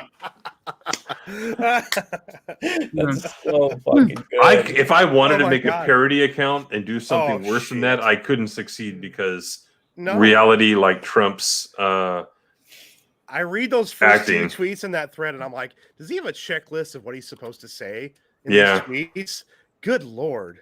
He said racist, homophobic, backwards ass bigot. Then he's like, and all ACAP and fuck terms. It's like he had a checklist. He had to fucking go off that. Which is, it's so funny because I didn't say I just retweeted his profile picture, and he tried to report it for harassment. And they're like, no. It's like, this is your public picture. So me posting a picture of you's harassment. That's not harassment Because at all. you're It's just already public, because you're yeah. so fucking ugly and like you're fucking wearing high heels. Just me posting a picture, your own public picture of you is considered harassment. It's not hot AF. I can tell you No. that much. He's of Yeah. course a they them in his pronouns. You can see the You're lying. And I will Jesus. also say that you know, Twitter terms of service does dictate that anything you post on Twitter, any pictures or videos, can be used by other people on Twitter. Yep. So just so you know. Oh yeah. Mm-hmm. Yeah. He looks like he just chugs soy. Yes. Along with Sawyer, other He's Sawyer peeing the soy semen. out right Along with now. other So- things, yeah. Sawyer exactly. semen, depending on the night. But I am gonna get out of here though. I gotta get some laundry done, do a couple other Cool. things. But Like, thanks for I having me on, appreciate you guys. coming on, dude. Yeah, Yeah, absolutely. man. Absolutely. Yeah, it's been too long. But all right, guys, I'll talk to you later. Yep. See you, Ryan. Thanks for being Yep. here, man. Have a good vacation. Yeah. Bye. Awesome. That's nice having Ryan on. It's been a while. But yeah, I know he's Yeah. busy. I always tell him, like, it's not a big deal. It's busy. You're busy, dude. He's busy, dude. He always says some great things in like the first 20 minutes of Friday Night Tights when they introduce him. It's just some of the best stuff he's ever said. Yeah. But yeah, I think we're gonna go and start the trivia if you guys are ready for that. I know Mara probably doesn't want to be here till like 4 in the fucking morning. So you know, yeah. I'm gonna pour my rainbow sherbet too. So let's see what color it is. Did I ever review this one on my I don't know if reviews you months ago? reviewed it or not. I know I've had several of these, but again, to buy a 6-pack, it's like very expensive, and So- the cans are even more expensive. The color We have- is Oh yeah, I was gonna say it's probably not gonna be what you think it's gonna be. Yeah. no. But so we already have like 18 fucking beers in the fridge that we got to get caught up on. He brings over 12 more on Thursday, and 4 of them are that Prairie artisan ales. You better start drinking some of these before they go bad. Well, we drank 4 the other day. We drank 4, but yeah, it looks like a lot of them. When you think you're going to be a different color, they're not. They're going to be gold. It might have a hue to it, maybe. Can't see but- through it. So it's pretty. Hazy. Oh gosh, it's heavenly. Oh, It smells really good. the Smells smell. really good. Nice. I'll put the link for the trivia in chat. I'm going to grab me a beer too. I feel like President Scrooge smelling the fresh air. Yeah, that's great. All right, link for trivia is dropping in the chat. Oh, it's good. Remember, I did not Mm. do this. That's excellent. Clay says, "Hold your pinky out while you drink that." I I am saw that you were- going. What's up, Rhino? What's going on right now? I am going for middle of the pack or above tonight. I haven't. Okay. Yeah, I haven't even seen this full movie in my life. I think I've seen about 45 minutes of it when it Really? first came out on DVD. So yeah, I'm gonna. We'll grab see the what beer happens. back. we will see what happens. Rhino, why don't you jump in here? I think you have the link, if I'm not mistaken. You should do well then, Tim. Whoa, that's awesome, Blake. I'm usually pretty good at guessing because there's a little bit of process of elimination that's involved in some of the questions. So maybe I will do okay. But just so everyone knows, like after this, we're going to do, I guess, Jay and Silent Bob, and then Clerks 2. And I think that's it. Yes. So it's Yep. Jay and Silent Bob Strike Back, and then Clerks 2. Yes. And next week is Memorial Day weekend. I believe is next weekend. Yeah, it is. Yeah. Yeah. So we won't be doing a show next weekend. So Mm-hmm. it'll be 2 weeks from tonight when we come back to do Jay and Songbox right back. I'll be out of time for that weekend, and it's Memorial Day weekend. People will be having plans and stuff, like going out of town and stuff. So, but I still have one of these left, Tim. So I'll go ahead and drink this here since you got something different. I've got the Splitsville Milkshake IPA with banana, cherry, and vanilla bean. So I'll drink that. Milkshake IPA. Usually with milkshake, all I see are stouts. So I know. They've been doing milkshake IPAs lately. They're having much more creaminess to them. They still have the bitterness a little bit to them, like an IPA, but it's more creamy, and the flavor in this one is fantastic. But it's 18th Street Brewery. I mean, they fucking can't do anything wrong. So brewed with lactose. This rainbow sherbet's only 5.2%. Usually these craft beers are like higher, like 7 or 8%. So I'm a little surprised by that. I think this is 7 or something like that. Maybe. 18th Street's some good shit though. Is everyone in the trivia? Mostly, they mostly do IPAs and double IPAs. We had a double dry hopped IPA from them the other day, and I didn't know dry hopped IPAs make really like dry your mouth, like they're really dry, like dry wines are. Yeah. To the point where Jason had to drink water during the review because his mouth was so fucking dry. Damn. Oh, it smells really good for how good that one is. All righty, I'll get the trivia, everything ready to go. We'll see everybody's in there and ready to go. Yeah. What's up, Kitty Bear? Hey, Kitty Bear. All righty, I'm gonna get this pull over here. I'll get that going. Don't forget to shave, Rhino. You got to get all 3 triple SHs. Shit, shave, and shower. Nice. Did you watch Army Dead on Netflix, Mar? Or did you go to the theater? I just waited for Netflix because I didn't have time to go to the theater. Okay. Plus, I'm waiting. I'm kind of waiting to for the next time I go to the theater to be either, well, definitely Conjuring 3, but maybe A Quiet Place 2. Yeah, I'm thinking about that one too in the theater as well. Quiet Places 2, but yeah, Conjuring 3 definitely. I'm gonna try to go to the theater for sure. Yeah. I'm going to go see Snake Eyes. That'll be the first movie I see. Well, Godspeed there. When is that? When's that coming out? July something. And it got moved up because it was October. So I'm definitely going to see that in theater as well, Trey, for sure. It's gonna make a lot of money because of how it was pushed back. But yeah, it's gonna make quite a bit of money. I think we'll see because they've been conditioned to be afraid. So our theater had a lot of people in it for Army of the Dead. I was surprised. I was really surprised, to be honest. Nice. Yep. All right, everybody. Let me see how many people are in here. I think everybody's in here. Don't be doing that shit. Sorry, my son called from boot camp at like 8 this morning, so they let him call for the second time, and it was nice. A good conversation. Yeah. Nice. He said it's amazing seeing all the people they try to have a breakdown and get out and it doesn't work and stuff. So yeah, he had some funny stories. Hilarious. When does Top Gun Maverick come out? I saw Runner's thing. When does that come out? Summer. Is it this summer? Everything getting pushed back and moved around. I fucking can't even keep it straight anymore. Yeah. Last time I checked, it was July, I think. Okay. I don't know though. Alrighty, I'm going to start now. If everybody's ready, we're going to go and start. Yep. Alrighty. Boom, countdown on. Do it.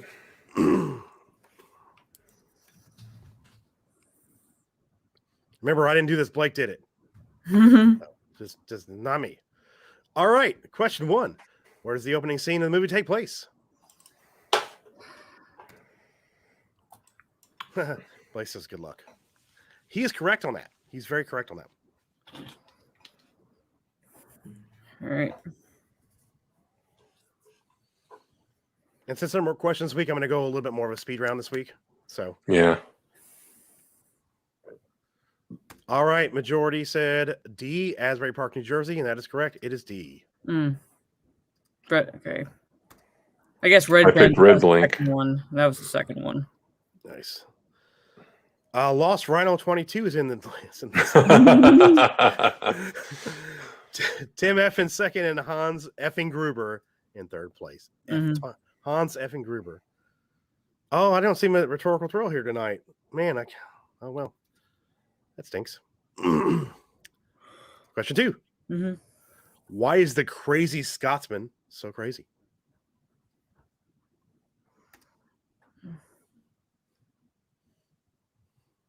What's up, CJ? Oh my god, I have no idea.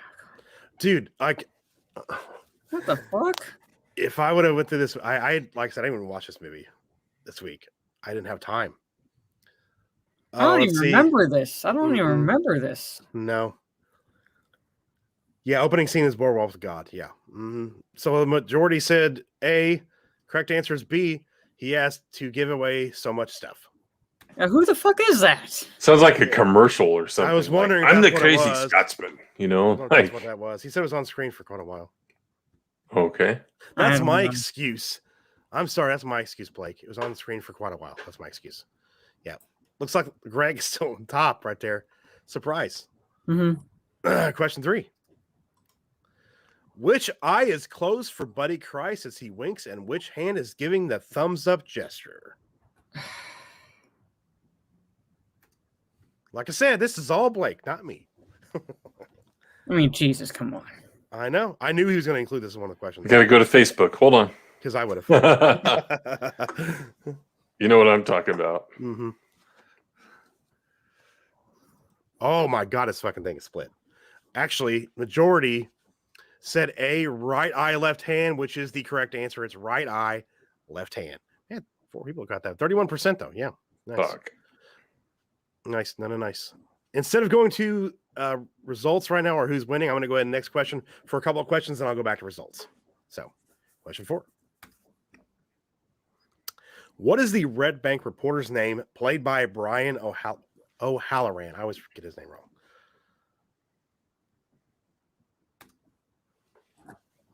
Hey, damn, Blake. What the fuck, Blake? Yeah. Mm-hmm. Hey, I mean, I was surprised on this one.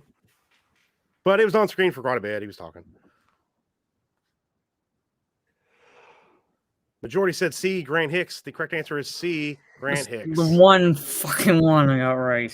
Me too. I think that's one. Yeah. Most everyone did. Blake Yeah. says the Crazy Scotsman's arcade. It was the arcade in the beginning. Okay. I didn't even remember that, man. I don't remember that at all. Well, at the beginning, I'm paying attention to the actual people, not the Yeah. freaking arcade. I know. Question number 5. Where is Loki having the conversation with the nun? Where?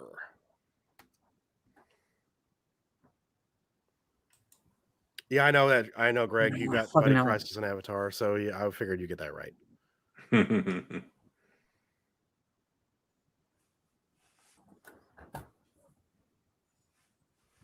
All right, majority said B, Milwaukee, Wisconsin.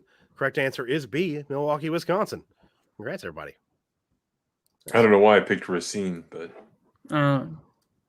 All right, I'm showing the results this time, and then we'll go back to a few questions. Lost Rhino 22 in the lead, held by Hans fucking Gruber and Eclay in third. I like the Hans fucking Gruber. That's great. Question 6. What is Bartleby eating at the airport? What is Bartleby eating at the airport?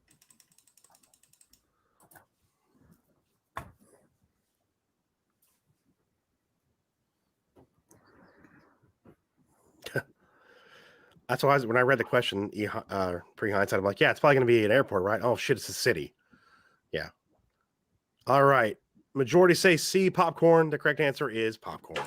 He's eating popcorn while the other one's talking while Loki's talking to the nun. That's correct. He's laughing his ass off, too, when he's doing it. Question 7. What reason does Azrael give the lady in her house for his visit?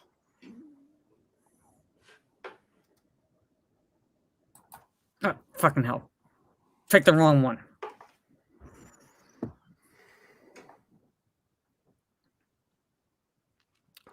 That's good. It's D. Fucking hell. It is D. Mars correct. Majority said C, Yeah. but it is D. Checking for I- free on Williams. Yay. I accidentally clicked on C as I was going for D because he's talking about that. But Yep, he is. Yeah, he is. I think I would have done the same thing. yeah. Question number 8. Which ice hockey movie does Jay reference after fighting off the Stygian triplets? Oh, I know this one. Timo It's says, because I love what he says to them. Yeah.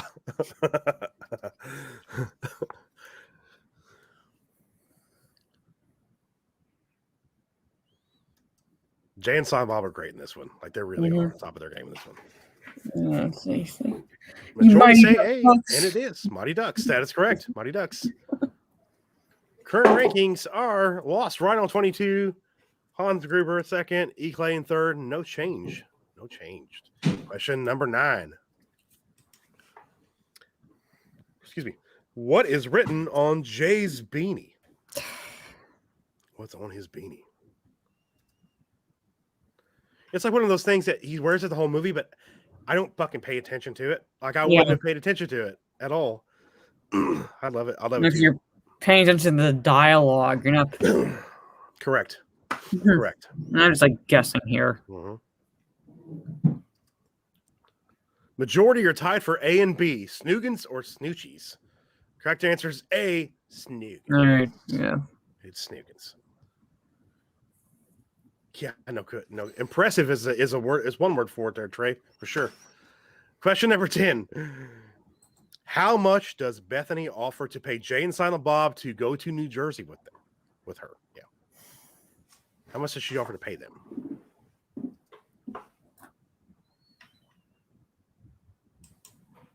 Blake is impressed with people's responses. I think he was trying to get everybody. I'm still on the fuck you. Majority say B, $100, and that's correct. Is $100. Mm-hmm. Yeah, I should have added an option for $350, but Yeah. A handy, right? That's what they would have wanted. So yeah. Mm-hmm. Question number 11. Who does Jay refer to Bethany as when he and Silent Bob accept her offer? Who is she referred to? How does he refer to her?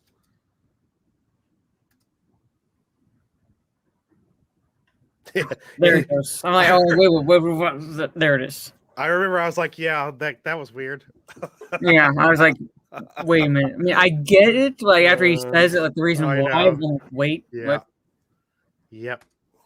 Majority say D, Ben Kenobi, which is correct. It's Ben Kenobi. You're like, you're Ben Kenobi. I'm Han. You're Chewie. Yeah. Yeah. And when that fucked up bar. Yeah, that's right. Question 12. What is written on the bus Loki and Bartleby were traveling on? What is written on the bus? The correct answer is not fuck you, Blake. Although it should be. Although, like, going through these and I'm like, man, I did some. Really I'm with you, Steven. Like, oh, for fuck's sakes. Yeah. I can't really say a lot. I've done some shitty ones too, guys. So yeah. Majority, it's like A is Greyhound, but it's actually C. Alisty. Whatever it is. Yeah. Okay. I would not have. I got that. Absolutely no. I mean, I know what city was. I know what city was on the bus, but I don't know. Top 3 haven't changed. It's Lost Run on 22, Tim of the Hill People, and E. Clay. Question number 13. What language is Rufus's note from Christ written in? All right, I remember that. Rufus is hilarious. Yeah.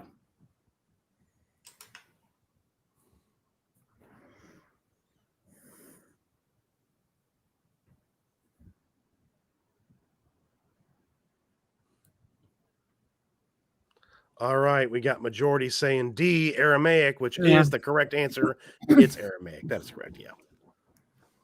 Blake might go into hiding after the trivia until Temper's cool. Question 14. What song is playing as Bethany and Rufus enter the strip club? It's a Michael Jackson song.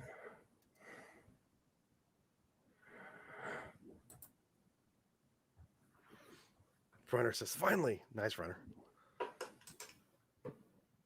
I have no idea.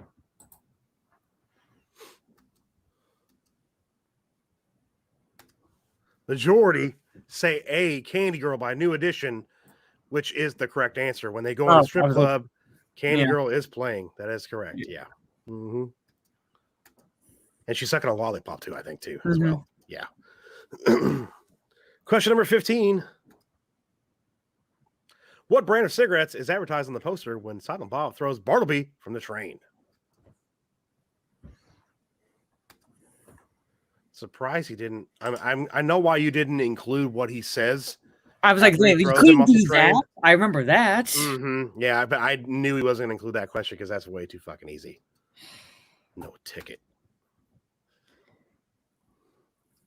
Majority are saying nails cigarettes, which is the correct answer.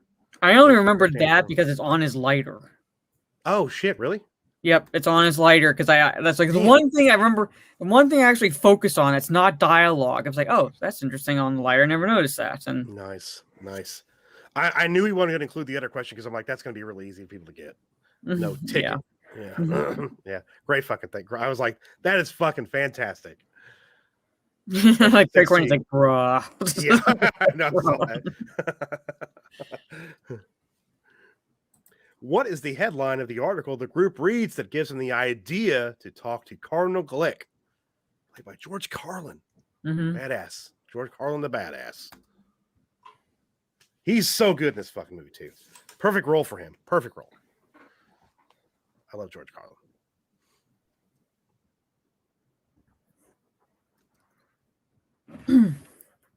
I don't know. I can't remember. Those two majorities are C and D, and the correct answer is D. Glick takes the heat for campaign. Question number 17. What is the name of the newspaper the article appears in?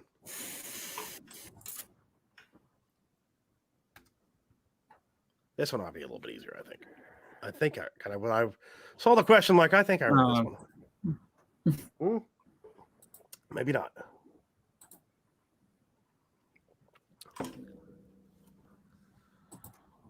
Majority are saying D, East Coast Viewpoint. Correct answer is USA Today. Oh, I actually got that right. Nice, Mara. Hell yeah. I just like completely guessed. That shots you up to number 4 too. Look at that. Lost Rhino 22, still in the lead. SPK behind him now in second. Tim the Hill People drops to third, and Mara shoots up to 4th place. Tim down in 10th place. If Rhino was here, he'd be in 14th place. Yes. Question 18. What is the name of the bar the battle with Azrael takes place in? I cannot remember this one at all.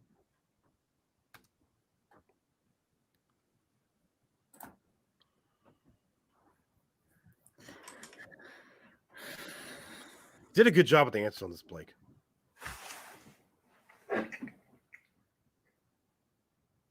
Man, I am really, really happy with you all this time. Majority got it right. It's A, Bootleggers. Nice job, guys. Nice job. I would not remember that one at all. No fucking way.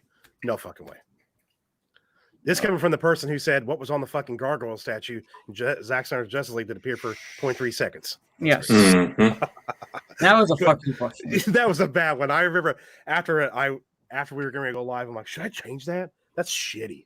Like, no, I'll leave it in. Question 19. Who does the bartender refer to Azrael as? How does he refer to Azrael? Who does he compare him to?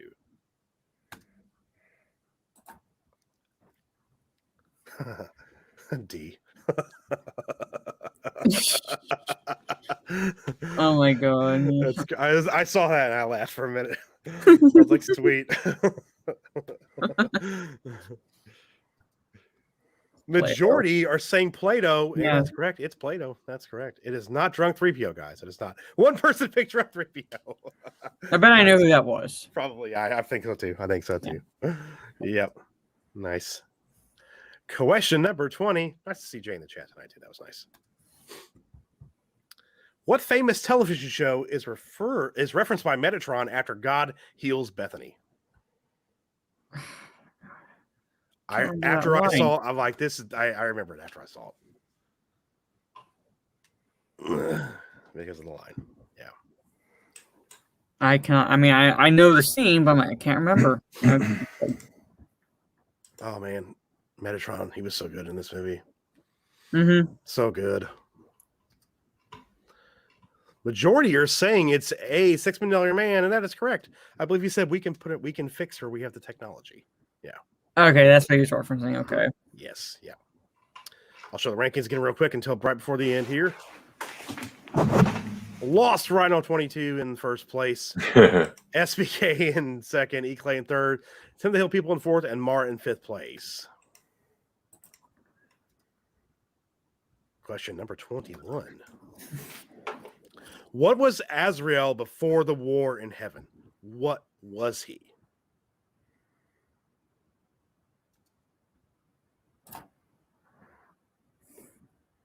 Yeah, he's that's who I was just saying. Alan Rickman? Yes, Alan Rickman, yeah. He was Metatron. That's all I was talking about, yeah. Majority say D, he was a muse, and that is correct. He was a muse. That's correct. Yeah. Because there's a line in here, but I don't know if it's part of the trivia, so I won't say it. That is my favorite in the movie. Okay, that's how I remember. when you get done, I want you to tell me. Yeah. Question 22. What color, not on the Catholicism WoW banner hanging above the Centennial Ceremony? Fuck you. That's what I thought. Click. 1,000 points. Rickman, let's go, dude. Alan Rickman was really like this is perfect. He's great in everything, man. When he gets fucking he was great fire extinguisher. He's like, if it's not a Charlton Heston movie, you don't remember it. yeah, exactly. That was good. Majority on this one are going with D, yellow. The correct answer is B, green. It is green. Shit. That was one I would just guess on, for fuck's sake. Yeah. Yeah, I just randomly picked one. I was like, fuck it. I don't know. I know, right? 23. What is the name of the hospital John Doe Jersey is in?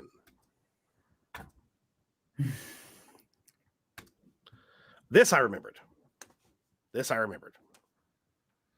Blake says color scheme of the campaign stays consistent the entire movie, but it's something I wouldn't pay attention to.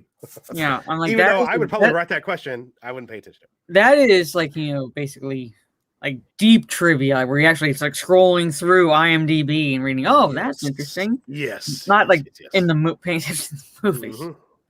Majority split with B and C. The correct answer is C. I think B picked it because it was Saint something. Because that's exactly. Yeah, I mean I got it wrong, but I was like, I know it's like one of the Saints. That's what I remembered. So we have two questions left before I'll show the final scores at the end. But before we do the last two, Lost Rhino 22 in first place, SPK second, Timon jumped up to third place now. Tim the Hill People in fourth, and Mara Jade rounds out the top five. Fuck, Mara, for getting top five in this one, I would give you a goddamn medal. Question 24. What Oscar-winning movie does Jay reference when he speaks to God? I didn't even fucking know this one. Oh, I bet you I know it. Oh, I guess I know it because he. Yep, I remember that. What the hell? I forgot to put in B. Whoops. Answer option. Someone please select that. Someone please. Please. I kind of was a good movie. Oscar winner. Yeah, your option was so good.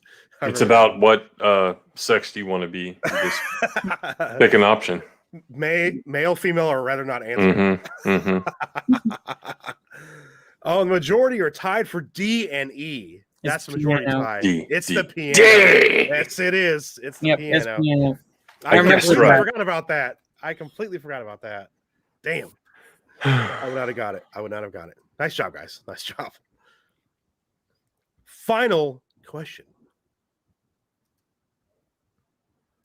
Who speaks the last line of dialogue in the film? And this I knew. I haven't seen the end. It's a good movie, Tim. It's definitely worth it watching, man. I still think the best out of the Kevin Smith movies. I don't know, man. Clerks 2 is so fucking good. I don't know. It's hard to say. Maybe I'll watch it tomorrow. I don't know. I have it on DVD now. Look how fucking split this is. Man. Correct answer is it's Bethany. Bethany has the last line in the film. Be Bethany. Hey, the winner, shocker, is Greg, Lost Rhino 22. Congrats, man. You are killing it in the fucking trivia for USQ, but this is some of his favorite stuff. One of the reasons we did this because he suggested it, and I was like, that's perfect. That works really well. because it's good stuff. It really is. It really is. SPK in second. Congrats on SPK. Timon in third. Mara jumps up to fourth place from fifth, and Tim of the Hill People drops to fifth. Top five guys, man. You guys did great. I mean, there were some rough fucking questions for real. But man, you guys did really well. Really well. Really well. Greg says, fuck, I bombed the last four too. Was it? I think most people did pretty much.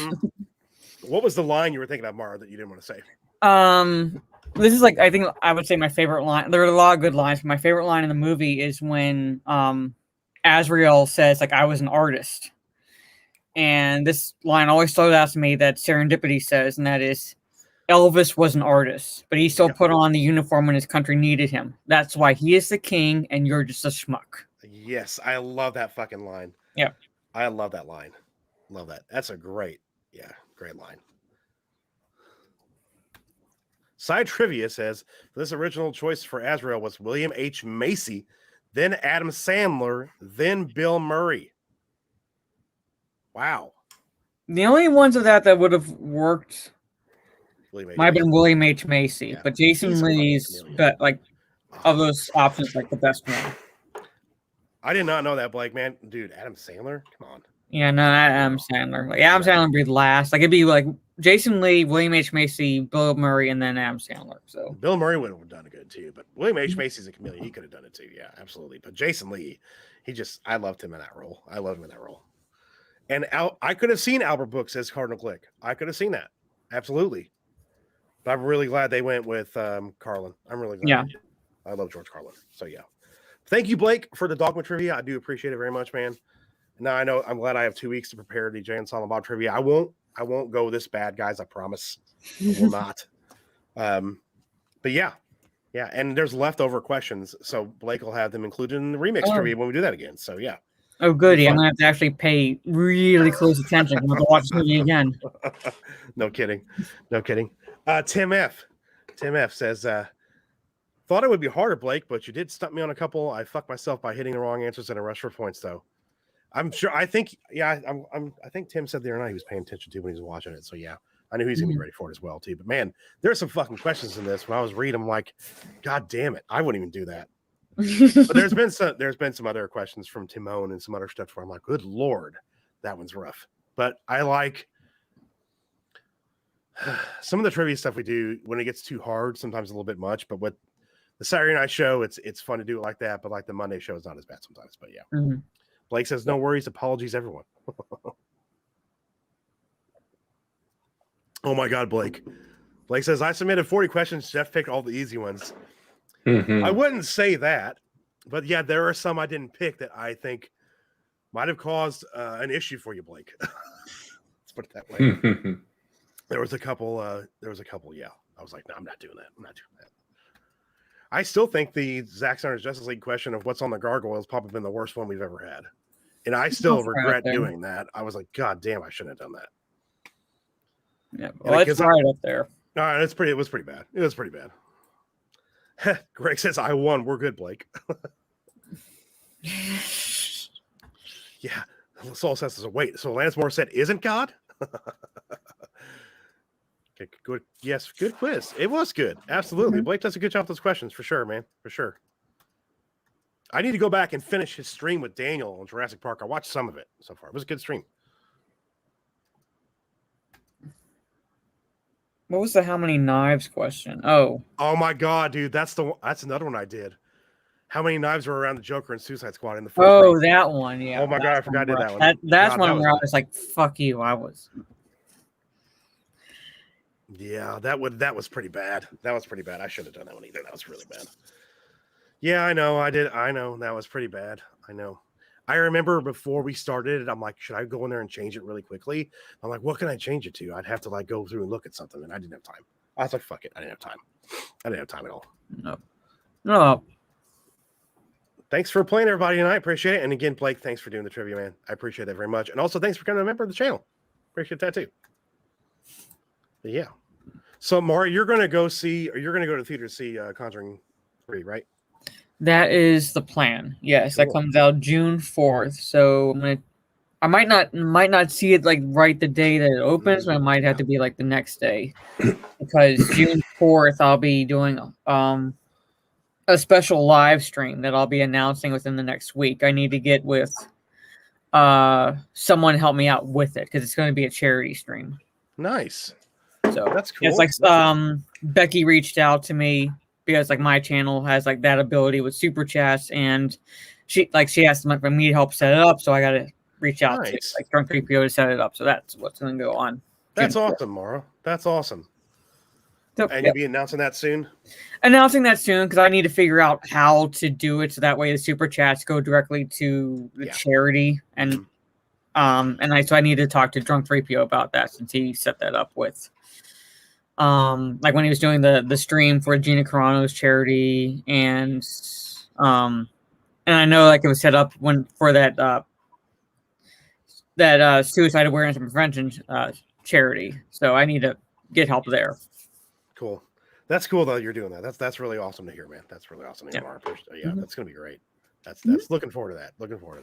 Yeah. That's nice that you can do that. So yeah, like once I have the details hammered out, essentially, I'll get it set up and then announce it, like what the charity is, like what the amount that wants to be raised and so forth. So the goal. So that'll be.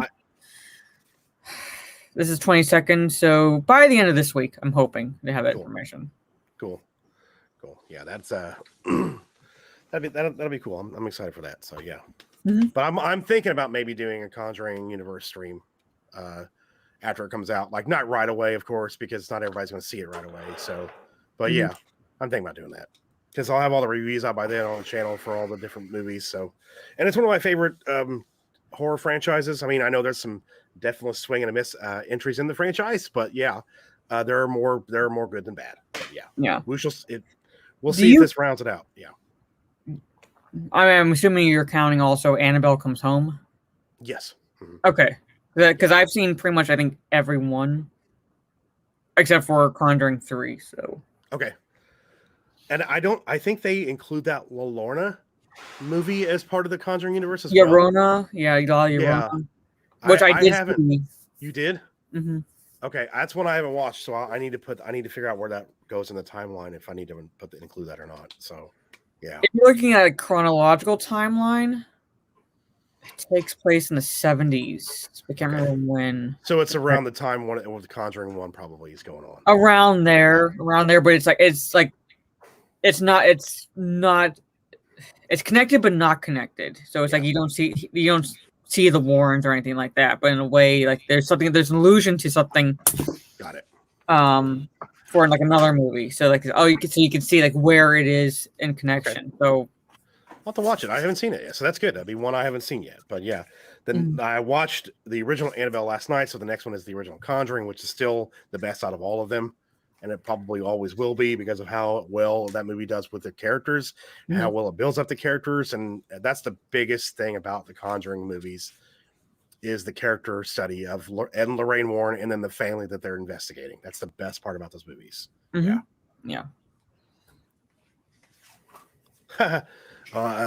Geek Blitz says, Soul says, speaking of the Conjuring, remember the NECA nun toy? I put one in the back seat of my sister's car, and her phone call the next day was hilarious. I'm sure it was hilarious to you, not to her, but that's fucking that's awesome. Yeah. That's awesome. Oh, so Annabelle, so that comes after Annabelle Comes Home, because Annabelle Comes Home, I think, is the last one in the continuity, in the day, chronologically, I think. Because the Nun is 52, Annabelle Creation is 58. I mean, I'd have to go back and like look. I mean, but it's like close to that because the priest references the doll. So okay, but I'd have to go back and see like when exactly it would be set. But I know he references that the Annabelle doll because he was talking about how like he didn't believe in that stuff until he had that experience with it. Got it. Yeah, anything lore wise is better than the Nun because holy shit, they missed out on that one. Mm-hmm. Wow, it was like they just cranked it out to make money, and they didn't even pay attention to what they were doing. But it was not, I was like, son of a bitch, what the hell? Because it sets up so well in the beginning, like this gothic vibe, and it's like it looks great, and you're like, this is gonna be really good, and then it's like, no, it isn't at all. Like there's not even that many jump scares, and it's another director in the horror genre that will point the camera exactly where they're gonna give you the jump scare. And you're like, quit doing that shit. Give me like an illusion of it's gonna come from this way, but then bring it. Yeah, don't just point the fucking camera there. Like there it is. Just wait for it. Here it comes. Yeah, the original Annabelle did quite a bit, which was unfortunate because that had a lot of potential. But yeah, there was only one part that made me jump in Annabelle, or like gave me at least apprehension. Like, but after that, it was like, okay, I'm waiting for the jump scare here. 3, 2, 1. Okay. Okay, Alex says Conjuring 2 is actually the last chronological one before Conjuring 3. So Annabelle Comes Home takes place before Conjuring 2. I'll make sure. Yeah, I agree, Tim F. The nun was like, but the thing is, they showed her like right away, full on, and there was no, I mean, you'd seen her in, of course, Conjuring 2, but still, it was just too much too quick. Yeah. And there's a lot of things in that movie where it was like, okay, that really has to be, that's a stretch of the imagination to see that would even happen, or that's not even possible. Just like the circumstances of where those characters ended up in specific points of the film, you're like, that there's no fucking way that's happening. But yeah, that's what most people say in the reviews. Trey, is most modern horror is jump scare city. But you know what though? Horror films have still not gone fully woke like everything else. That's one thing they haven't touched as much as everything else. There is some, but not all. I read an article in National Review like 20 years ago, and it talked about how of all movie genres, horror movies, ironically, are the most conservative, if you think about it, because it says, hey, there is a supernatural world and stuff like that, and it was a really good article. I wish I could dig it up. I had the actual physical copy of the magazine somewhere. Nice. So, nice. But yeah. Okay, so I found the timeline. So it's the Nun, Annabelle Creation, Annabelle Conjuring, Annabelle Comes Home, Curse of La Llorona, The Conjuring 2, and then The Conjuring 3. Damn. Okay. I swear I thought Annabelle Comes Home was after Conjuring 2. Okay. Pre-hindsight says that Ghostbusters 2016 was the best horror movie I've seen lately because it scared him. Ghostbusters. Yeah.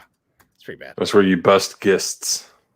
I wouldn't even consider that a fucking horror movie, Trey, because it wasn't even Black Christmas. They just called it that to do what they wanted to do with it. It was the female empowerment, like they had to take on the killer, blah blah blah. It was just really shitty and really. I have not seen it. I mean, I haven't seen that remake. I've seen the original Black Christmas, and then there was another remake of Black Christmas. This was the second remake of the fucking movie. Jesus. Which, like, they should have learned the lesson after the first remake. I was like, that's kind of. So who's going to ask a demon about the pronouns? Come on. They need to do a scary movie like 8 and have that scene. I would love it. I would love that too, right? Oh my god, that'd be great. That'd be hilarious. I did not see Dr. Sleep. I did not see that yet. I know it's on HBO Max. I enjoyed it for the most part, but then I never read the book, so can't compare it to anything to see if the movie is a good adaptation of the book or not. Is that Stephen King? Yes. Okay. It's a sequel to The Shining, which I did not like the movie because I like the book, and I did not like The Shining movie. I mean, it's good for what it is, but it's not The Shining. No. My biggest issues with The Shining movie was basically with the casting of the parents. I'm like, if they had gotten like a different casting, I probably would have enjoyed that movie better. Yeah, but Jack Nicholson was like one eye twitch away from going crazy from like the very beginning. So I'm like, I'm not. No, it's true. It's true. It's like I don't buy this. This is going to be a slow burn to build up that. It's like immediate. Yeah, it's like Nicholson. Yeah, it was like so immediate. I was like, this is supposed to be a slow burn, and I'm like not even buying that. So it's true. Yeah, that's a really good point too. That's a really damn good point. I didn't think about that. I saw somebody new in the chat a minute ago. I forgot to hide their comment because I was going through everything. Somebody popped in. Tim's Talk. Yeah. Tim's Talk. What's up, Tim's Talk? What's up, man? Thanks for stopping by and hanging out. But yeah. It's too many Tims. Yeah, I know. It was just okay. So is that you talking about from Dr. Sleep? I've heard that too as well. Yeah. Yeah, I enjoyed it. So I like Ewan McGregor. He's a good actor too. So I mean, he can do a lot of stuff. I'm gonna check it out. It's on it. Like I said, it's on HBO Max. I should watch it. But Blake says, me and Daniel got into a Shining and Doctor Sleep tangent on my stream, or more. We got into Jurassic Park tangents at times on our Jurassic Park stream. So they went more on that than they did Jurassic Park. Nice. That's this Runner. If you read the book, you'll fucking hate the movie, even if you've already seen the movie. I've known people that have actually never read the book, and years later they would go read it after watching the movie for years, and then they hate the movie. They're like, I can't watch it anymore. Yeah, it's crazy. The only thing I will say about like the comparison of the movie and the book, that where the movie did it like basically better, was the ending where it's just a maze and not like what Stephen King had in the book. But other than that, I was like, no, I'm not buying this at all. Like there's creepiness to it, like the twins and everything, and the hotel itself. But like, I couldn't buy anything because I couldn't see that like the two leads. I'm like, one, I don't even see Jack Nicholson getting together with Shelley Duvall to begin with. Yeah. And I'm like,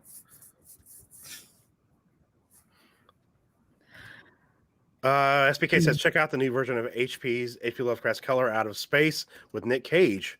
Is that on Shudder? My sister was talking about that.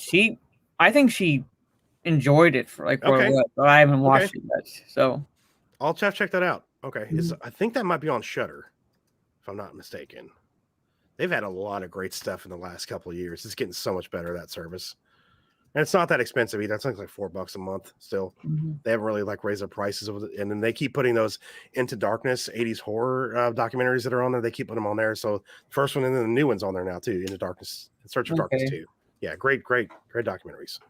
A little bit woke for my taste on a little bit of the interviews and stuff, but you could tell immediately when they fucking speak, some of these people in the interviews, what their politics are. It's like, why would you say that? Yeah. Please. I don't know.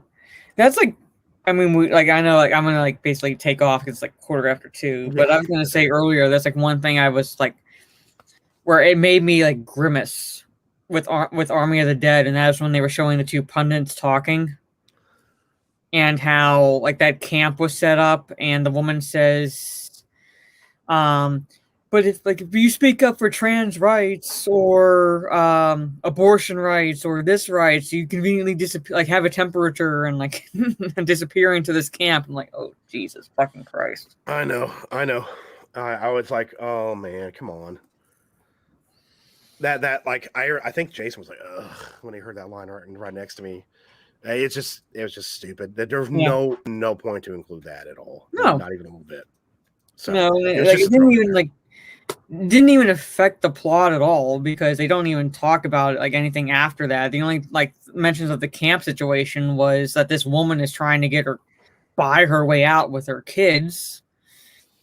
You know, because she, I don't know, might have questionable immigration status because that was one of the things that the woman brought up. And I'm like, but that's it. There's like nothing remotely close where people are like even complaining like, hey, I don't have a temperature. Why am I in this camp? No one does that.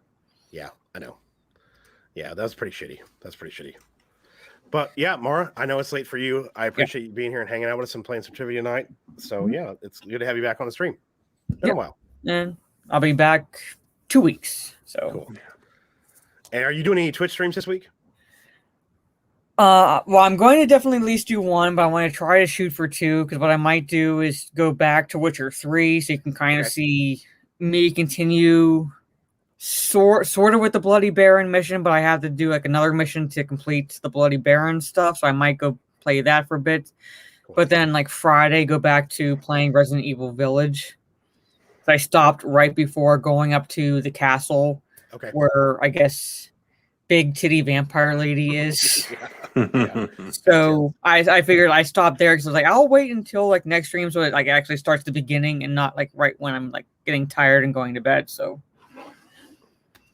there it is. if you guys don't follow Mara on Twitch already, please do. I put the link in the chat, and also her YouTube channel. If you're not subscribed, check it out. She does really great content and really great game streams as well. We're on Twitch, so definitely go give her a follow and give her a subscribe. We appreciate it. So, thank you. Yep. And Trey loved the fact that I kind of ripped into the baby, the way the baby looked in the game. I was like, that is one ugly baby. I'm sorry. I know I got to rescue her because she's my daughter, but that kid is ugly. You're like, I don't want to say that, kid. But yeah, that's the plan. I can't guarantee anything about like the Witcher stream just because because I'm either on other streams or other streams are going on. Yeah, it's kind of difficult to plan around that, but definitely at least Resident Evil Village Friday. That's like at least. Cool. So. But yeah, we appreciate you stopping by, Mara. Thanks for having yeah, absolutely. Oh, you're welcome. Always and welcome. I'll see you all in 2 weeks. Yep, so, sounds good. I'm sure I'll talk to you before then. But yeah, yeah. Good night, Mara. Have a good one. Have a good night. Enjoy the rest of the week. Enjoy the rest of your weekend. Yeah. You too. Bye. Bye. And then there were two. What's up, Tim? How's it going, man? I was just looking at John Talk's got a strike and it's already been removed. I want to see what it's about. That's pretty interesting. Really? Wow. You know, I noticed he's going back to political stuff, and that's why I'm very paranoid myself about doing anything political on my main channel, because it doesn't really matter. Yeah, we're doing Star Trek tomorrow. You know, it doesn't really matter if you think it's reasonable or whatever. You'll get someone going, like a bunch of people just bombing your video with reports and yeah, because we don't agree and we don't like it. Let's see, tomorrow night we have Skin of Evil, and we'll always have Paris. That's tomorrow night. Garbage. Still better than STD though, so yeah. YouTube, like Twitch is yep. It's like when Metallica was doing a stream on Twitch and they got their own music copyright struck. Yeah. It's fucking stupid. Good Lord. I'm just curious. I found the video, but I don't know what about it was what they consider to be a violation. So yeah. But it is that time of the week for... I was getting ready to ask you about that. Did you make a clip or anything for the introduction? Not yet. I was planning on working on it, but I was working on some other stuff. Did you see... I can't show it to you now, but... Well, I guess I can show you to you now. Maybe we can use this as the clip. Okay. Like a little intro for the expanded Bootyverse kind of thing? Yeah. Let me open this up here. And I can always send it to you later. Yeah, Metallica getting struck was Napster's revenge. I love that. Skin of Evil says pre-hindsight. That's my favorite porn category. Remember when Napster tried to make a comeback a few years ago? Like they had merch and yep. No, it's not the same. I remember that. But I told the story. I got Napster in early 2000, and like the first song I downloaded, I'm trying to think if this lines up. I think it was American Badass from Kid Rock. Okay. Because that came out around the same time. Because if you remember, Undertaker came back to after his injury thing at Judgment Day in May of 2000. So yeah, but he was like that American kind of biker badass kind of a persona. Yeah. Well, and he had actually started that in '99 before he went on the sabbatical, because he was hanging around Big Show trying to like mentor him, and he had the bandana on, and he was always talking about riding bikes and stuff like that. So they kind of started teasing it. It came out of nowhere because earlier that year he had been the leader of the Ministry of Darkness and all that stuff. Yeah, so. The Ministry. And then they merged with the corporation. Yeah, so it was corporate ministry. Remember that? Yeah, that was stupid. That was a bad way to end it. But starting out here, we have Shannon McRandall and the chick that plays Aura Singh. So here we go. Here's the intro.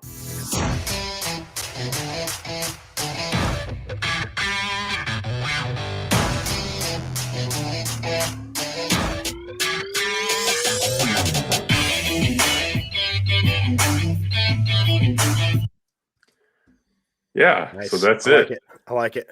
I like That's what I do for certain super chats, and I used it on Lethal whenever he gave me a super chat. it. Nice. But, Very nice. all right, let's.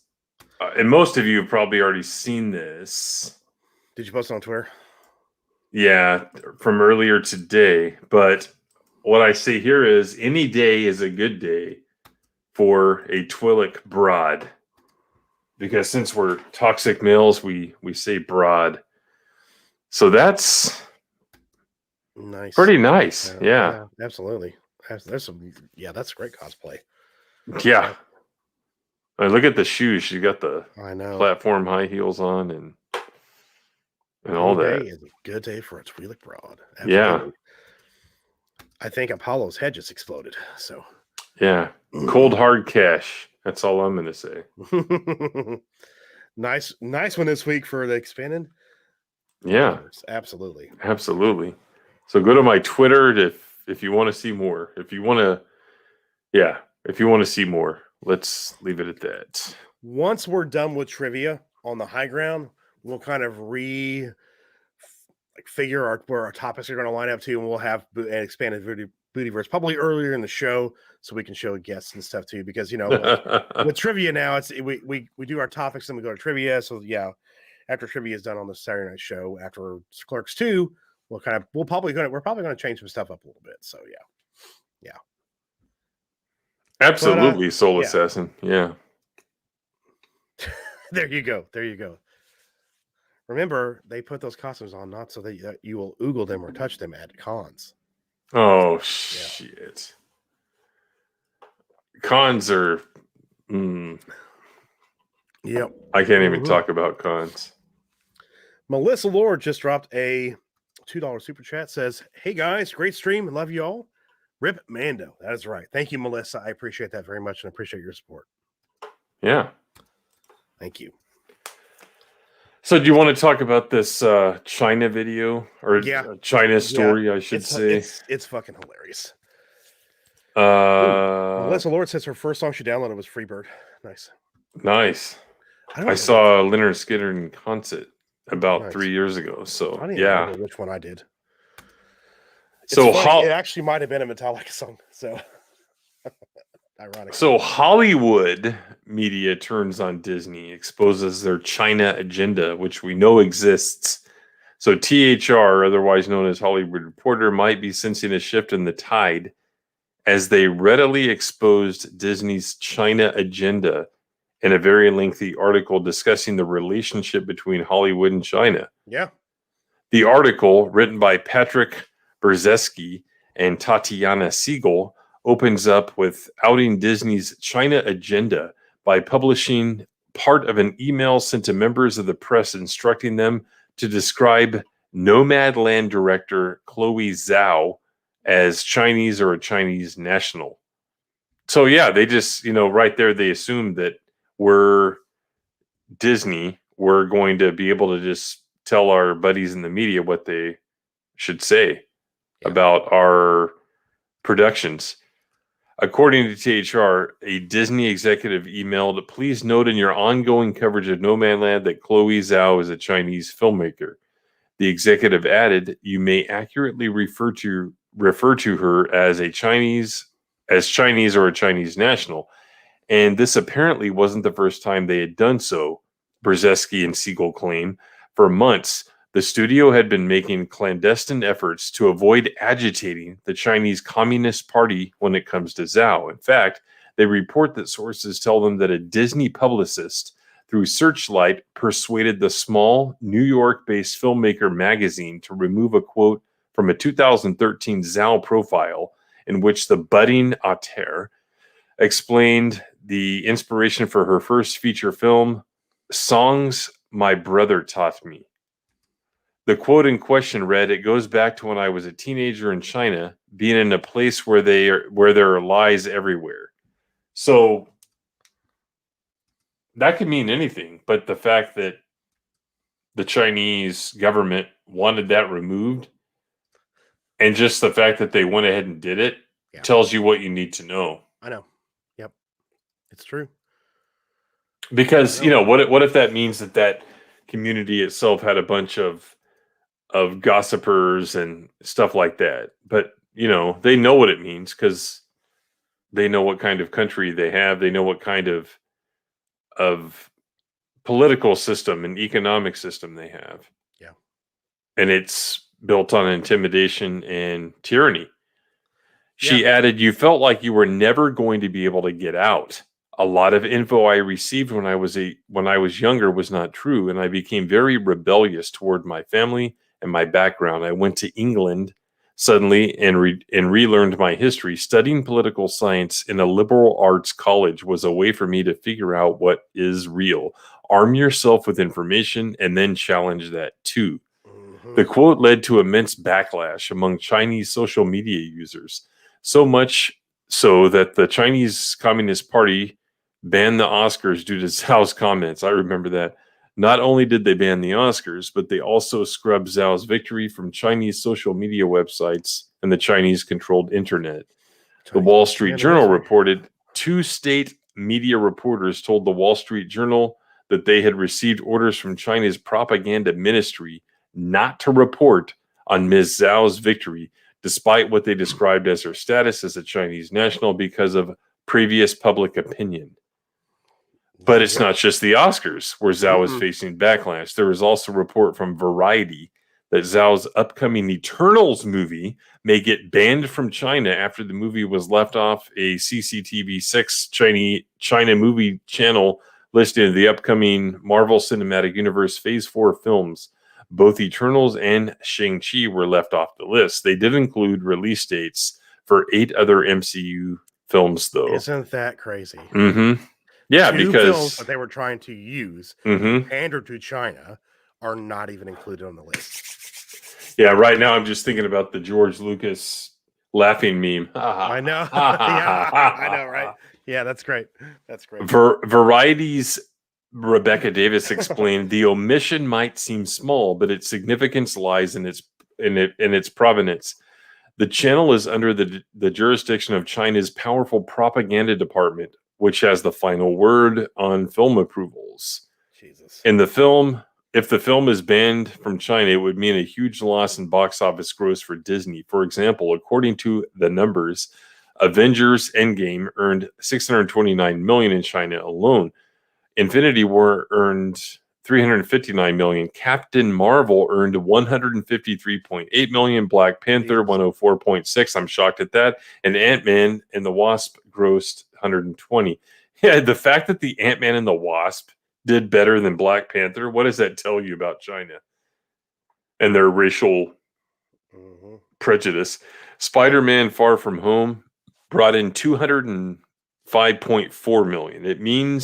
That means the last 6 Marvel Cinematic Universe films released in China grossed $1.572 billion. Not only would they lose possibly over 100 million grossing film, but Disney also has to cater to China because of their park business. Yeah, that's a good point.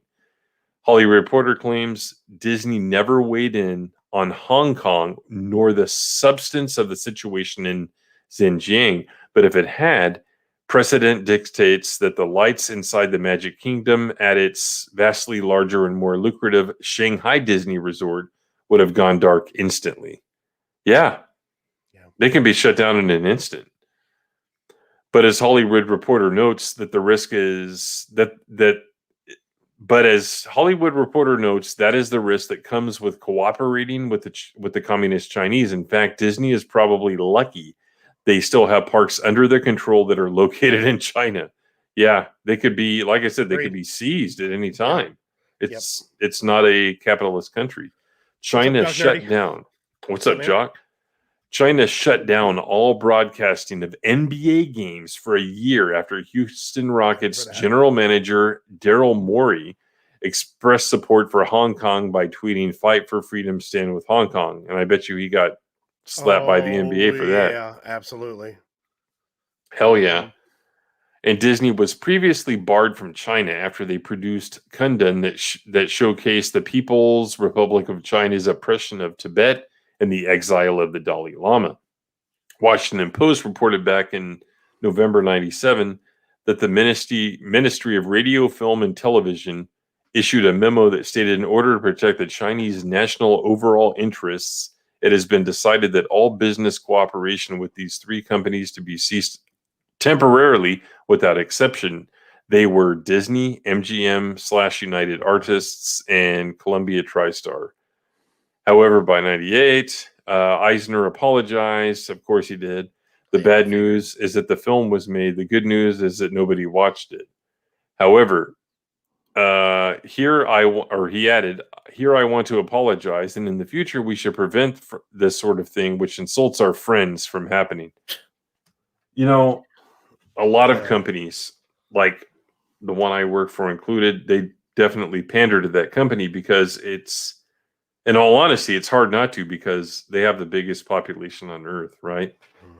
It's in a lot of ways, it's an untapped potential, because the volume that some industries get is just a drop in the bucket.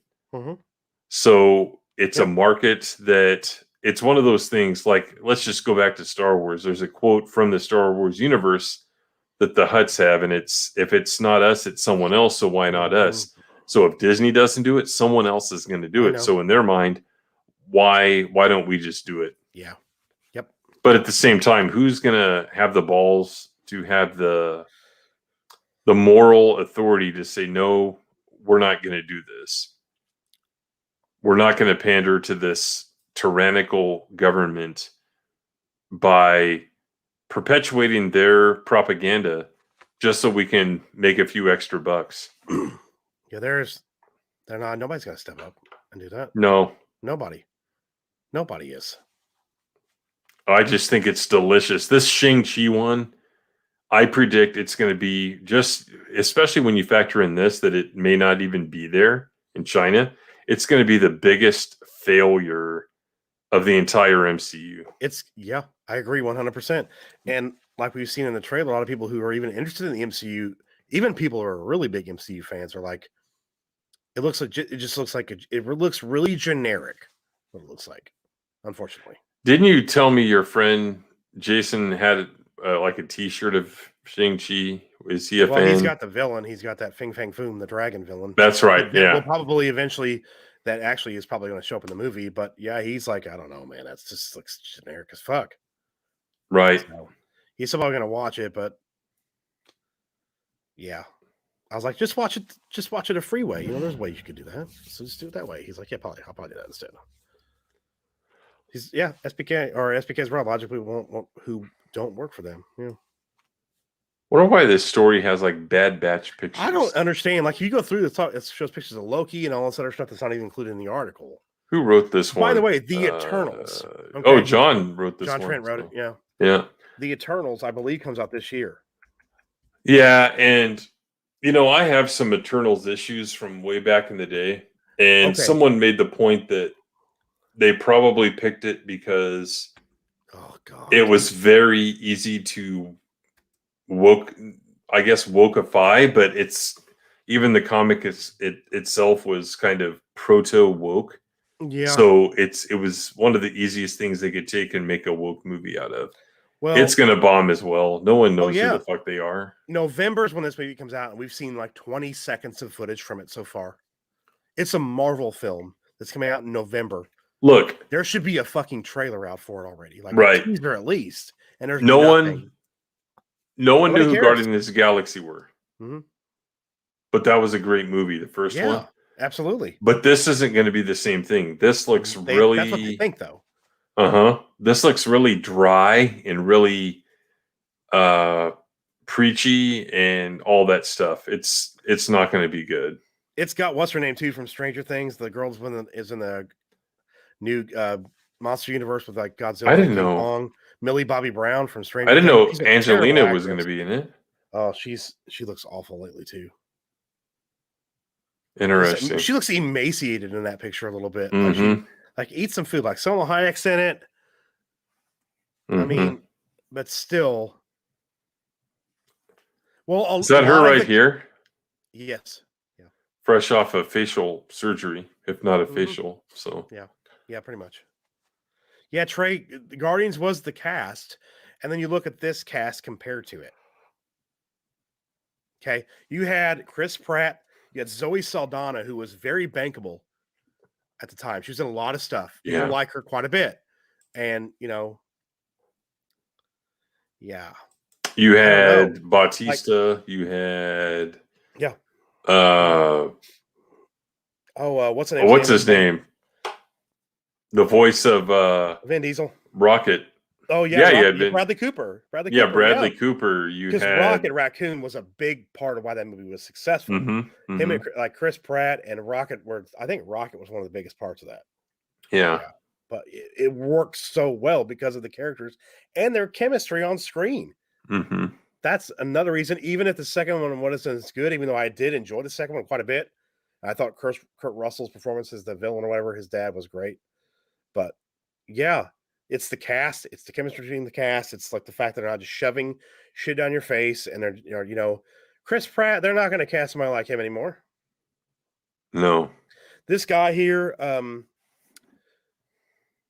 can't pronounce his name. The first guy on the left. Oh, the guy from Silicon Valley. Yeah, and I don't like him as an actor. I don't like him. I think it was good in that show, but then I noticed, like, by watching Portlandia and some other stuff, he's the same character in every show. That's what I've heard too. People say he's the same character. Like, I don't know if you can tell from this one. Apparently, he got in really good shape for this movie, but he looks like what I'll call skinny buff. Yeah. You know what I mean? You lose enough weight and you do a little bit of workout, you're gonna have abs, for fuck's sake, because you have no body fat. Right. But yeah, he's Timon says that's not Angelina Jolie, that's her mortal remains. Yeah. I'm not even watch that show because there are multiple actors in that show. I'm like, I'm not fucking watching this. I'm not. There's multiple actors. What do you mean? In Silicon Valley that I'm like, I don't want to watch this fucking show. Why? I don't like them. I don't like specific actors in that show. I thought it was a good show. Really? And the AT&T girl's so hot in that show. Oh, she's in that? I didn't know that. Oh man, is she ever? Yeah. Yeah. Okay, I might watch that show then. Never know. Yeah, it was. I thought it was good. It was good. It had some weird points toward the middle, but it picked back up. So let me ask you a question. So Rogue One. Do you think I know they cast Donnie in because they want him in a role, but do you think a lot of the Asian casting in Rogue One was because they were trying to pander to China? A lot of people think so. I was just asking. All right. So number one, in the clip I played earlier, the last woman you see was the one who played Januars in the Dark Knight, or Dark. What the fuck are those games called? Oh, Dark Forces. Dark Forces. Yes. Yeah. She's the one who played Januars in that, and that's the character they ripped off to make Jyn Erso. Big time, like her uniform or whatever the fuck you want to call it, her costume and everything. Yeah. So if they were going to pander, then why not make the main character of Asian descent? So I don't know. I really don't. I don't think so. I don't think so either. I saw some people said that over the years. That's why I wanted to get your opinion on it. I don't think they did that. I don't think so. But it just proves how they're the true racists, because they could have just taken the true lore and made that movie, and it would have been better, and they would have had Jedi stuff, and I know it's stupid. Really fucking stupid. You know what's really funny about Rogue One is your CGI robot character is your most popular character for the movie besides Vader in it. And what does that tell you? What does that fucking tell you? What does that tell you? But with that being said, Felicity, she's hot too, though. I would eat her alive. Yeah. We got a super chat here from Jock Nerdy for $20. Jock Nerdy, thanks, man. Thank you for that. I appreciate it. He says, sorry I'm late, man. Here's my fine.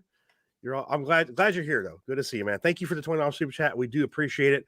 And I haven't done any clips tonight, so let's play the clip for the super chat because it's fun. Yeah. Thank you very much, sir.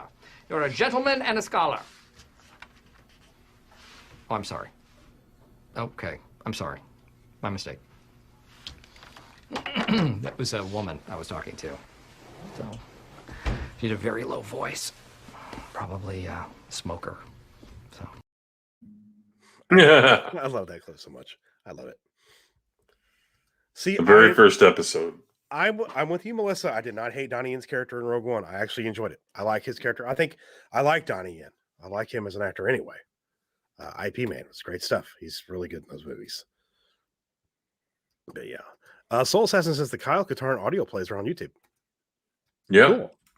I'll check that out. But yeah, so that is it's funny that the Hollywood trades are starting to turn on Disney for doing that shit, which is really actually great to see. So yeah, hopefully more will do that, because look, it just made me laugh quite a bit because I read that article the other day and like, this is funny.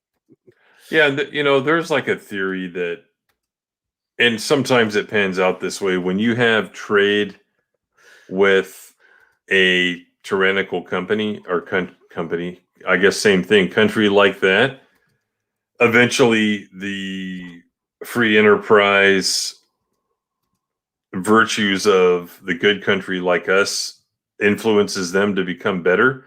But that really hasn't happened with China. They seem to be doubling down, beefing up their military and all that stuff. So I think that experiment has failed, and it's time to boycott as much as we can from them. But the problem is so much manufacturing occurs there that you can't wind up with the products you buy going up 3,000% in price because we don't have the cheap labor. So there's not really a good solution to combat it. I would love to hear a good one, but that's probably a topic reserved for me and Greg on grounds of expediency. So, yeah. But bottom line is you can't just say we're boycotting them, because shit that you buy will wind up going from $10 to $60. It's just the way it is. So yeah, I saw that Tim F too. China buying up tons of land in Canada and South America. I heard that too. So yeah, I heard that too. But yeah. So Tim, your documentary is still on the channel. Everybody, if you guys have not watched that, please go check it out. It's fucking great. It really is. He did a lot of research, put a lot of time in it. But you did spacing last night. Do you have any other videos you're working on now at the moment? Or are you just going to be? Yeah, I'm working on. Okay. I was working on my Corellia lore video, and I got recruited to throw around like 300-400 pound logs. So good thing I'm strong. But you got recruited, huh? Yeah. So tomorrow all I'm going to do is sit here and work on that. I don't think I'm going to finish it because I'm going to try and do like a really good one, like I always do, and not bullshit my way through it. What else have I got going on? Next Friday at 1:00 p.m. Central, a daytime stream for my 1000 celebration. So I'll have some pretty big players there. I think Ryan, even though he's on vacation, is going to try to swing by at least for maybe 10 minutes. Mara and you, and I'll be out of town, so I'm gonna try to get on for a bit too. Yeah, yeah. Make sure of it. Yeah, absolutely. Rhino, all the usual suspects. So I'm going to try and do a pretty long stream, and I will still be doing the spacing that night. Sweet. So what I thought about doing that night is going through and watching the documentary and. EFAPing my own video. That was someone's idea. So I know it was. That was multiple people. We're like, but that's a good idea. We'll bullshit too and have fun. So definitely, if you're available at that time to watch, please be there. I'll start promoting that Monday or Tuesday. And we got Star Trek tomorrow night. The Orville on Tuesday night. Yeah, I can't wait to finish that up, and then hopefully later in the year we can do like live streams. I think that would be fun. Like watch the shows as they happen. So yeah. And we had Orville Nation show up to our last stream. Yeah, he did. So for anyone that was there, we apologize for the technical difficulties. It wasn't our fault. YouTube was fucked. It was YouTube that night. Yeah. And plus Hulu watch party sucks ass. Yeah, we need to maybe tomorrow night after Star Trek or before. Yeah, practice that scener. Me and Greg used to use it to watch through that. It was a third party extension you put into your, and it actually works pretty well. So we'll see what we can figure out. Because man, that Hulu watch party, you're right, it's not good. It's not even in beta testing anymore. It's just their watch party feature. Mm-hmm. Yeah. So Maybe just make it better. Yeah. Oh, thanks for doing that, Solus S. And I actually had gone and right-clicked and copied the link. Yeah, definitely watch the documentary and go back 2 weeks, I guess 2 shows, and watch me and the Gospel According to Mark with the C if you haven't seen it. That was a great one. Hell, last night was a great one. We had a lot of fun. So it was me and Lethal and OG Star Wars and Steeg at the very end. We had a lot of fun last night. Nice. Time went by really quick. And thanks to Jock Nerdy, he'll be there for all of it, he says. I will not be standing, Soul Assassin, unless someone, wants to give me a Streamlabs donation to stand, then I might. So absolutely. I haven't stood since the time I did because, hey, it's an option and I haven't exercised it because I don't have to unless I want to. Anyway, what have you got coming up? Tomorrow, I'm hoping tomorrow I'll have my Annabelle Creation review out to continue my Conjuring Universe reviews leading up to the Conjuring 3, The Devil Made Me Do It. So those are coming up. Of course, across the streams with a new intro from Tim coming Monday, don't forget. Oh, yeah. Star Trek stream tomorrow night. Looking forward to that, even though not great episodes, they're still better than what we're getting in current Star Trek form. So, but it's still good to see those characters and kind of, because, I'm looking forward to when it gets good. So yeah, but I still look forward to the streams because everybody in the chat, it's fun. We get we have fun. We have a really good time. Even if you guys don't watch Star Trek with us, it's just come to hang out because the chat and Tim and me and Greg, we roast it. It's just a fun time. We have a really great time. Yes. And of course, trivia on Monday night too. Originally I wasn't going to be able to do trivia a week from this Monday because I would be out of town. But since I'm going to the Indy 500, I have to come back home on Saturday night. So I'll be home Monday. So there will be a Star Trek stream that Sunday night, probably after the Indy 500, most likely. So I don't think we're going to have to cancel that. And then, of course, the trivia stream as well, too. So we're not going to miss anything. But next week, we will not be here for the high ground because of Memorial Day. I'll be out of town, and a lot of people have plans during the Memorial Day anyway. A lot of people are traveling. So, yeah, we're just going to skip a week and take one off. Yeah, Tim F is correct. It's really fun, those Star Trek watch parties. Even when they're good episodes, it's still fun. But chat is great too. There's a lot of fun roasting during those streams. So, but yeah, come check us out. For that, we'll have a good time. But thank you guys for being here tonight. Join us on the high ground. Tim, I always appreciate you being here. Yeah. Thank you everybody for the super chats. I also want to say really quickly, because I know I saw Rhino do it the other day, and I completely fucking always forget to say this. But I want to thank all of my people who support me on the channel, whether it's Patreon or channel memberships. I want to thank Debbie, John Harris, Slavko, Greg, Lost 22, Tim, Daniel James, Biggles Mets, According to Christie, Subhuman 84, Lady Tariel, Jason C, Timon, Raging Rhino, Canadian Jedi Knight, Jack of All Casuals, Miss Martin Muses, Blake St Clair, OG Star Wars, Dave Meyers, TK 1528, Small Time, Skirmitar, Rhetorical Thrill, Melissa Lord, and Jake DeVita became a member the other day as well. Thank you, Jake. And then tonight, Blake St. Clair became a member as well, too. So thank you, guys. I'm at 18 members. When I hit 20 members, we're going to do a membership stream. So look forward to that. That'll be fun. But I just wanted to say thank you to everybody who supports the channel. You guys are awesome for doing that. So thank you very much. I do really much appreciate it. So, but yeah, we will see you guys on the high ground next week, or I'm sorry, in 2 weeks. Tomorrow night, Star Trek stream. Check us out there. Trivia on Monday. We'll see you then. Hope you guys have a great rest of your weekend. Good night. You underestimate my power. I have the high ground. What did you say? I have the high ground. Ready, everybody? All set.